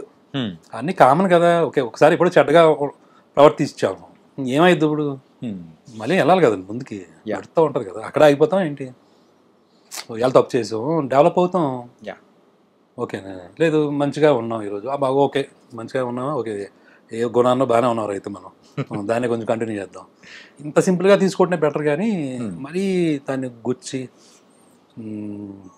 లేకపోతే పాపం అలా ఉన్న వాళ్ళని ఎవరన్నా మరీ తొక్కేలాగా ఆడేదో పాపం చేసి ఉంటాడు, ఇంకా దాన్ని అట్టుకుని మొత్తం వాడిని మనం చీల్చి జెండా ఆడకూడదు. సో కాకపోతే మనకి కానీ లేకపోతే మన వాళ్ళకి కానీ లేకపోతే మన ఎన్విరాన్మెంట్కి కానీ పర్టికులర్గా ఇంటెన్షనల్గా ఎవరైనా చెడు చేస్తుంటే మటుకు then we have to fight it, okay, arrest it. అప్పుడు కాంప్రమైజ్ అయ్యి మళ్ళీ అప్పుడు కూడా మళ్ళీ లైట్గా తీసుకుందామంటే కుదరదు కదండి. ఎందుకంటే it is affecting so many things. చాలామంది జీవితాలు తలకిందులు అవుతున్నాయి అనుకోండి, ఓకేనా. లేదు మనకు సంబంధించింది ఏదైనా టోటల్గానే చేయి దాటిపోయే పరిస్థితి లాంటి ఒక చెడ్డత ఎవరైనా ఇంటెన్షనల్గా చేస్తూ ఉంటే then why should be silent, fight చేయటం. బట్ నార్మల్గా ఈ ఫైటింగ్లు ఈ కత్తులు కటార్లు మన జీవితాల్లో నిజంగా ఉండవు. అంతవరకు ఏదో 10% ఉంటుంది ఆ బ్యాచ్, అదేదో వెళ్ళిపోతూ ఉంటుంది, అది క్రైమ్స్ అయ్యి మనం న్యూస్లో చదువుతూ ఉంటాం. బట్ రియల్గా చూస్తే 90% పీపుల్కి ఏం కావాలండి? చక్కగా ఏదో ఉన్న పొజిషను స్టేటస్ ఏదో ఉంటే అది, ఓకేనా. ఓకే, లవ్ ఉంటే లవ్, లేకపోతే పెళ్ళి అయితే అనురాగం, అది ఇంకా ఏ పేర్లు. స్టూడెంట్స్ అయితే వాళ్ళ చదువులు ఏమిలు. ఎవరు కోరుకున్నా చూడండి ఎలా ఉంటుంది, చాలా సింపుల్గానే ఉంటుంది. తొందరగా సెటిల్ అవ్వాలని ఉంటుంది, లేదా ఇంకో నెక్స్ట్ స్టెప్కి వెళ్ళాలని ఉంటుంది, ఇంకొంచెం బెటర్గా లైఫ్ని క్రియేట్ చేసుకోవాలని ఉంటుంది. మొత్తం మీద ఓవరాల్గా అందరూ ఆలోచించేది ఏంటి? Quality of life. వాళ్ళ లైఫ్లో కొంచెం క్వాలిటీ కోసం ట్రై చేస్తూ ఉంటారు, ఓకేనా. ఇది మేజర్ థింగ్ అవుతుంది కదా ఆ 90% పీపుల్కి సంబంధించి. సో దాంట్లో మళ్ళీ మనం ఈ మంచులు చెడులు తప్పులు రైట్లు ఇంకా పొద్దున ఇంకా వాటిలోనే పట్టు కూర్చున్నాం అనుకోండి, ఇంకెప్పుడు బతకాలి మనం? Okay sir. Sir small rapid fire sir. Okay okay. మీరు చిన్నప్పుడు ఎప్పుడైనా కానీ ఒక ఫేవరెట్ హీరో మూవీకి వెళ్ళి అర్రే సాధించాం చూసాం అని అనిపించిన మూవీ ఏంటి? ఏమన్నా సడన్ గుర్తురావి మరి? గుర్తురాదంటే ఒక సందర్భం ఉంటుంది సార్, బ్లాక్ అయిపోతా ఉంటాయి కదా. జగదేవ్ వీడాల్సి సుందరి అండి ఫేవరెట్ హీరో. అంటే చిరంజీవి గారా? వీళ్ళనే ఉండదని నాకు అందరూ బాగా ఇష్టం. కమల్ హాసన్ గారు అంటే చాలా ఇష్టపడేవాడిని, నేను పర్ఫార్మెన్స్ అయ్యి స్వాతిముత్యం అలాంటివి చూసినప్పుడు. చిరంజీవి గారు అంటే క్రేజ్. అది మీరు ఇప్పుడు చెప్పిందే, ఎలాగైనా ముందు షోకి వెళ్ళిపోయి తెచ్చుకోవాలి టికెట్, ఏదో రకంగా డ్యాన్స్లు అవి చాలా బాగుండేది. ఎట్లా సాధించారు సార్ టికెట్స్? అవి వానండి ఆ రోజు, బాగా వర్షం, చాలా మంది తుఫాన్ ఆ రోజు. అదే 10th క్లాస్ రిజల్ట్స్ వచ్చాయండి అప్పుడు మా సీనియర్స్కి. నేను 9th క్లాస్ అప్పుడు. ఓకే. అందులో గణపతి ఒకడు ఉంటాడు, అది ఫెయిల్ అయిపోయాడు యాక్చువల్గా. ఓకే. ఆడు పొద్దున్న చూసుకున్నాడు పేపర్లో ఫెయిల్ అయిపోయాడు. ఆడు నేను కలిసి వెళ్ళేవాడు. ఆడికి అసలు ఇంకా ఫెయిల్ అయ్యామా పాస్ అయ్యామా ఇంకా వద్దు మనకి అనవసరం, అయిపోయింది సినిమా ముఖ్యం అనుకొని వెళ్ళిపోయారా? మైసూరు బండలు తిని అవి వాన్లోను మొత్తం టికెట్లు సంబంధించి వెళ్ళిపోయాడు. ఓకే. ఫ్రెండ్స్తో కూర్చొని సరదాగా ఎంజాయ్ చేయాలంటే మీ లైఫ్లో ఆ స్పాట్ కానీ ఆ సిచ్యువేషన్ ఎలా ఉండాలంటారు? అంటే ర్యాలింగ్ మా ఊర్లో ఉంటాయండి అలాంటి స్పాట్లు. ఒక కాలువ ఉంటుంది, కాలువ పక్కన వంతెన ఉంటుంది కదా, ఆ వంతెన గోడలు బాగా లావుగా ఉంటాయి. సో వాటి మీద కూర్చోవడం, లేదా రైల్వే స్టేషన్ దగ్గర నెక్స్ట్ బాగా క్రౌడీగా ఉంటాయి చూసారా ప్లేసులు, ఆ ప్లేసుల్లో కొన్ని పక్కన కూర్చోవడానికి ఉంటాయి ఈ రైలింగ్స్ లాగా అలాగా, వాటి మీద కూర్చున్నప్పుడు మాట్లాడుకోవడం. అరుగులు కానీ కొన్ని అరుగులు అంటే మళ్ళా కొంచెం ఊర్లో అరుగులు అంటున్నారా మీరు? ఊర్లో అరుగులు అంటే ఊర్లో అరుగులు మనం కూర్చుని అరిగిపోయినాయండి అవి. ధర్నాలు కూడా చేశారు ఇంకా పెద్దోళ్ళందరూ. ఓకే. అదే మేము ఉన్నప్పుడు చిన్నప్పుడు ఇంత ఎత్తుండేరా, వెళ్ళి ఏమైనా చేసుకుంటారు అదోళ్ళరా, హైట్ తగ్గించారు. సో కాబట్టి అది అవుట్ ఆఫ్ సబ్జెక్టు. ఓకే. ఇంకా ఇక కాదు ఊరు ప్రాపర్టీస్ కాదు, నేషనల్ ప్రాపర్టీస్ మీదకి వెళ్ళాం, రైల్వే స్టేషన్లు. ఓకే. స్టేట్ అయిపోయింది, నేషనల్ లెవెల్కి వెళ్ళాం అనమాట. ఓకే. ఏదైనా క్రౌడీగా ఉంటే బాగుంటుందండి ఎప్పుడు కూడా. నాకు బాగా అలవాటు ఏంటంటే హైదరాబాద్లో వచ్చిన కొత్తలో కాదండి, ఆల్మోస్ట్ ఈ మధ్యన కూడా వెళ్తూ ఉంటాను. ఉమేష్ చంద్ర చాట్యూ ఉంటుంది చూడండి, ఎస్ఆర్ నగర్. ఇప్పుడు అంటే ఈ మెట్రో వచ్చేసి కట్టేశారు సార్, అంతకుముందు ఓపెన్ గా ఉండేది. అవును సార్. ఆ మధ్యలో కూడా ఒక సర్కిల్ కింద ఉండేది, అక్కడ కూర్చునేవాళ్ళం అందరం. ఓకే. అలాంటి ఒక ప్లేసెస్ బాగుంటాయి. అలాగే సీతమ్మవాకిట్ల సిరిమల్ల చెట్టు మూవీలో ఒక అమ్మాయి వచ్చి ప్రపోజ్ చేస్తుంది మహేష్ బాబు గారికి. వచ్చినప్పుడు పూసు కమరం అయితే ఎక్కడ పెట్టుకుంటారో తెలియదు అని చెప్పేసి అంటారు కదా, ఇది ఎక్కడి నుంచి తీసుకున్నారు అసలు?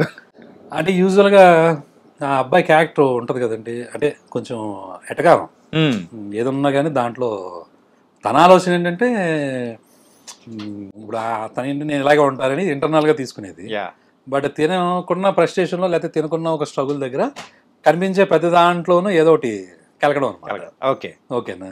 సో ఇది చాలా మందికి ఉండే ఒక ఉంటుంది, టింజ్ ఉంటుంది కదా ఆటోమేటిక్గా. సో ఆ పాయింట్లో ఏంటంటే ఒకవేళ అమ్మాయి కనుక ఇలా చూస్తే ఏం చెప్పొచ్చు అమ్మాయికి సంబంధించి అంటే ఈ మధ్య ఎవరో అసలు జడలు వేసుకోవట్లేదు కదా, జడలు వేసుకోవట్లేదు, పూలు పెట్టుకోవట్లేదు, ఏం లేదు. సరే ఓకే, అది ట్రెడిషన్ అది అదేమి నేను తప్పు పట్టట్లేదు. But the way they are living కదా, అదే ట్రాన్స్ఫర్మేషన్ బైక్ ఉంది కదా. నిజంగా ఒకవేళ ఎవరైనా ఇదివరకు పూర్వం ఎలా ఉండేదండి, పట్టుకెళ్ళి ఫ్లవర్ ఇచ్చేవాళ్ళు. అంటే ఇచ్చారని చెప్పి జడలో పెట్టుకోమని కాదు కదా, మామూలుగా ఇచ్చేవాళ్ళు. ఆ ఊహలోంచి వచ్చిన డైలాగ్ అనమాట. ఓకే నిజంగా ఇచ్చి పెట్టుకో అంటే ఎక్కడ పెట్టుకుంటారు ఇలా, ఇంక జడలే లేవు, ఆ ఊహలో రాసిందండి. కాదు సార్, అంటే ఎవరన్నా వచ్చి మీకు ప్రపోజ్ చేశారా అలా? లేదు. ఎక్కడన్నా జరిగిన సందర్భం కానీ ఈ ఆటోబయోగ్రఫీలో రాద్దామండి తర్వాత ఉంది, డీటెయిల్గా రాద్దామండి మరి. ఓకే సార్, ఇంకా అంటే దీని గురించి నేను అడగను. ఈ ఒక్క సెగ్మెంట్ మేడంకి మాత్రం చూపించకండి సార్. Okay nice. అండ్ మీకు ఫేవరెట్ హీరోయిన్ సార్? ఒక్కో టైంలో ఒకళ్ళు మారిపోతారండి. అబ్బాయిలకు ఉన్న వీక్నెస్ ఇదే సార్. అది వీక్నెస్, ఆ వీక్నెస్ ఆరాధన మరి.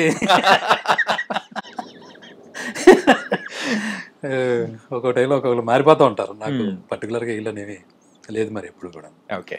సో మీరు ఎప్పుడైనా సావిత్రి గారు అన్నప్పుడు చిన్నప్పుడు తెలిసేది కాదు కదండి, చిన్నప్పుడు మనకు తెలియదు పెద్దగా. నాకు బాగా గుర్తండి ముద్దుల కృష్ణ అని బాలకృష్ణ గారి సినిమా వస్తుంది. అవును, ఆ సినిమాలో విజయశాంతి గారు అప్పుడు చాలా బాగా నచ్చేసింది ఆవిడ. అందులో ఏదో సాక్రిఫైస్ క్యారెక్టర్ అనుకుంటా. నాకు ఏడుపు కూడా వచ్చేసింది అప్పుడు తెలియకుండా. ఓకే. తర్వాత చూస్తే మళ్ళీ ఇంకో సినిమా తర్వాత భానుప్రియ గారు స్వర్ణకమలం. ఇలా ఒక టైంలో ఒకరు మారిపోతూ ఉంటారు. అప్పటికి ఆ టైంలో ఏది గుచ్చుకుంటే అది, ఆ తర్వాత సంగతి తర్వాత. ఓకే. ప్రెసెంట్ ఇప్పుడు ఎవరు గుచ్చుకుంటున్నారు సార్? ఇప్పుడు ఎవరు పెద్దగా ఉండే ఉంటారు సార్. లేదండి ఇప్పుడు పెద్దగా. కొంచెం ఆలియా భట్ అంటే ఇష్టం అండి. అదే ఆ అమ్మాయి సినిమాలు చూసినప్పుడు చాలా బాగా అనిపించేది. లవ్ యూ జిందగీయా, ఆ మూవీ ఒకటి రీసెంట్గా చూశారు, చాలా కాలం రిలీజ్ అయ్యి. అందులో పర్ఫార్మెన్స్ భలే చేసిందిరా అమ్మాయి అనిపించింది. మీరు యూజువల్గా కోపం ఉన్నప్పుడు యూజ్ చేసే రెగ్యులర్ వర్డ్ ఏంటి? ఇలా అంటాను అంతేనండి, అందుకని ఇంకేముండదు మరి. అదే సార్, అది కూడా మనల్ని మనమే అనుకునేలా ఉంటుంది తప్ప. Final question sir. క్వశ్చన్ జరుగుతున్నాయా? ఆ క్వశ్చన్ అంటే ఈ ర్యాపిడ్లో సార్, మీరు లెక్చరర్ అని మాకు తెలుసు సార్. ఏంటంటే ఇప్పుడు అడుగుతున్నా అని చెప్తున్నా ఏంటి? అట్లేం లేదు సార్. ఓకే. మీరు ఇప్పటి వరకు చూసిన అన్ని సినిమాల్లో కల్లా ఎక్కువ సార్లు చూసిన సినిమా ఏంటి? సాగర్ సంగమం అండి. సాగర్ సంగమం ఏంటి సార్ అది? ఎందుకు అంతగా ఇష్టం? చాలా ఇష్టం అండి ఆ సినిమా అంటే ఏంటో, చాలా ఇష్టం బాగా. ఎప్పుడు చూసినా నాకు అది మళ్ళీ ఏదో నేర్చుకుంటూ ఉంటాం, రాస్తూ ఉంటాను దాని గురించి. అదే ఎక్కువ చూశానండి బాగా. మాకైతే ఆ పైప్ మీద డాన్స్ వేసేది అది మాత్రం నాకు అదే గుర్తుంది. చిన్నప్పుడు 5 years టైంలోనే చూసానండి అసలు. ఓకే. చిన్నపిల్లం కదా, నాకు అదే గుర్తుంది, డాన్స్ చేసిందే గుర్తుంటుంది. ఆ తర్వాత తెలియకండి ఏమైందంటే ఈ ఎంఎస్సికి వచ్చినప్పుడు అనుకుంటా, అప్పుడు ఇంకా కేబుల్ రాలేదండి, ఈ ఛానల్స్ రాలే. ఓకే. మరి రిసెస్ కాలేజ్ హాస్టల్లో శనివారం ఎప్పుడు సినిమా వచ్చింది చూడండి, ఏదో వచ్చింది అప్పుడు. వచ్చినాయండి జెమినీ టీవీలో అనుకుంటా. కాకపోతే ఇలాగ ఇంత యూట్యూబ్స్ రాలేదు. అప్పుడు ఆ పర్టికులర్ టైంలో సినిమా ఉంది అంటే పరిగెత్తుకుని వెళ్ళి చూశాను నేను. ఏదో కనెక్ట్ అవుతుందండి ఆ సినిమా, మరి నాకు తెలీదు. చాలా ఎక్కువ, ఇప్పుడు ఆల్మోస్ట్ ఒక 72 times చూసుంటాను. 72 times చూశాను ఆ సినిమా. ఎప్పుడైనా అంటే దాని స్క్రీన్ ప్లే ఒకటి అద్భుతంగా ఉంటుందండి. ఇంకా కమల్ హాసన్ గారి తాలూకా అది ఇంకా చెప్పక్కర్లేదు. అండ్ ఫైనల్లీ దాన్ని ఎందుకు అంతలా ఉంటుందంటే బాగా కనెక్ట్ అయిందండి. ఒక కళ అనే దాన్ని ప్రదర్శించేటప్పుడు జనాలు చప్పట్ల కోసమో లేకపోతే బిరుదుల కోసమో లేకపోతే కొంతమంది మెచ్చుకుంటారనో కాకుండా ఆ మనసు పెట్టి చేస్తే దానివల్ల వచ్చేదని ఆ విశ్వనాథ్ గారు, ఈయన ఎస్పెషల్ గారు డ్యాన్స్ తర్వాత విమర్శించినప్పుడు ఆయన మళ్ళీ చేసి చూపిస్తాడు చూసారు, ఆఫీస్కి వచ్చి చూపిస్తారు. అప్పుడు చెప్తారు ఒక డైలాగ్ అండి, సో అది త్రూఅవుట్ ఉంటుందండి ఆ సినిమాలో. సో అతను ఫెయిల్యూర్ పాపం. అతను పాపం అనుకోకుండా వాళ్ళ అమ్మగారు చనిపోతారు, లేదా తర్వాత ఏమో అమ్మాయి జయప్రద గారు ఇతని నుంచి దూరం అవుతారు. సో ఎన్ని ఉన్నా ఆయన తోటి ఆ కళ పోకుండా ఇంకొకరు ట్రాన్స్ఫార్మ్ చేయాలనే ఒక ప్రయత్నం ఉంటుంది చూసారా. అబ్బా అది చాలా గొప్ప థాట్ కదండి. మరి దానికి కళకు చావు లేదు అనేది. అంతనే ఎండ్లో కూడా ది ఎండ్ అని వేస్తారు కదా మామూలుగా, అక్కడ ఎండ్ అని వస్తుంది ఫస్ట్, తర్వాత no end for any art అని వస్తుంది, ఎండ్ కార్డ్. అది ఎన్నిసార్లు చూసినా మళ్ళీ మళ్ళీ చాలా బాగా అనిపిస్తూ ఉంటుంది. అందుకోసం ఇప్పుడు 72 times స్క్రీనింగ్ అయిపోయింది మీ దగ్గర. చాలాసార్లు చూశాను ఆ సినిమా, బాగా చూశాను. అది మనకు కూడా మనం వర్క్ చేసేటప్పుడు ఇన్స్పిరేషన్గా ఉంటుందండి. ఏదో ఒక దాన్ని దృష్టిలో పెట్టుకొని మనం ఏదో అదే అచీవ్మెంట్స్ పాయింట్ ఆఫ్ వ్యూ కాకుండా దాంట్లో లీనమై చేయటం అనేది ఒక చాలా మంచి విషయం అండి. Particularly for the artist, whatever it may be, డైరెక్టరా లేకపోతే హీరోనా లేకపోతే ఇంకోట, ఎనీ కైండ్ ఆఫ్ ఆర్టిస్ట్కి అది ఒక పెద్ద లెసన్. నైస్ సార్, గోల్డెన్ విషయాలు కూడా చెప్పారు. అండ్ ఈ సీతమ్మ వాకిట్లో సిరిమల్ల చెట్టు రిలీజ్ టైంలో మీరు ఇలా రావడం అండ్ ఇంకా ఫ్యూచర్ ప్లాన్స్ గురించి చెప్పడం, really thank you so much. ఇంకా మంచి మూవీస్ అనేది కూడా మీ దగ్గర నుంచి రావాలని మనస్ఫూర్తిగా కోరుకున్నాం. Thank you. రేలంగి మామయ్య లాగా ఇంకా క్యారెక్టర్స్ క్రియేట్ చేయండి. ఇప్పటికి ఒక మీమ్స్ లాగా కూడా చాలా మందికి వాళ్ళు వాడుతూ ఉన్నారు. అండ్ మంచి వాడానంటే రేలంగి మామయ్య అనేలాగా మీరు ముద్ర పడేలా చేసేసారు. Thank you so much. Thank you sir. Thank you.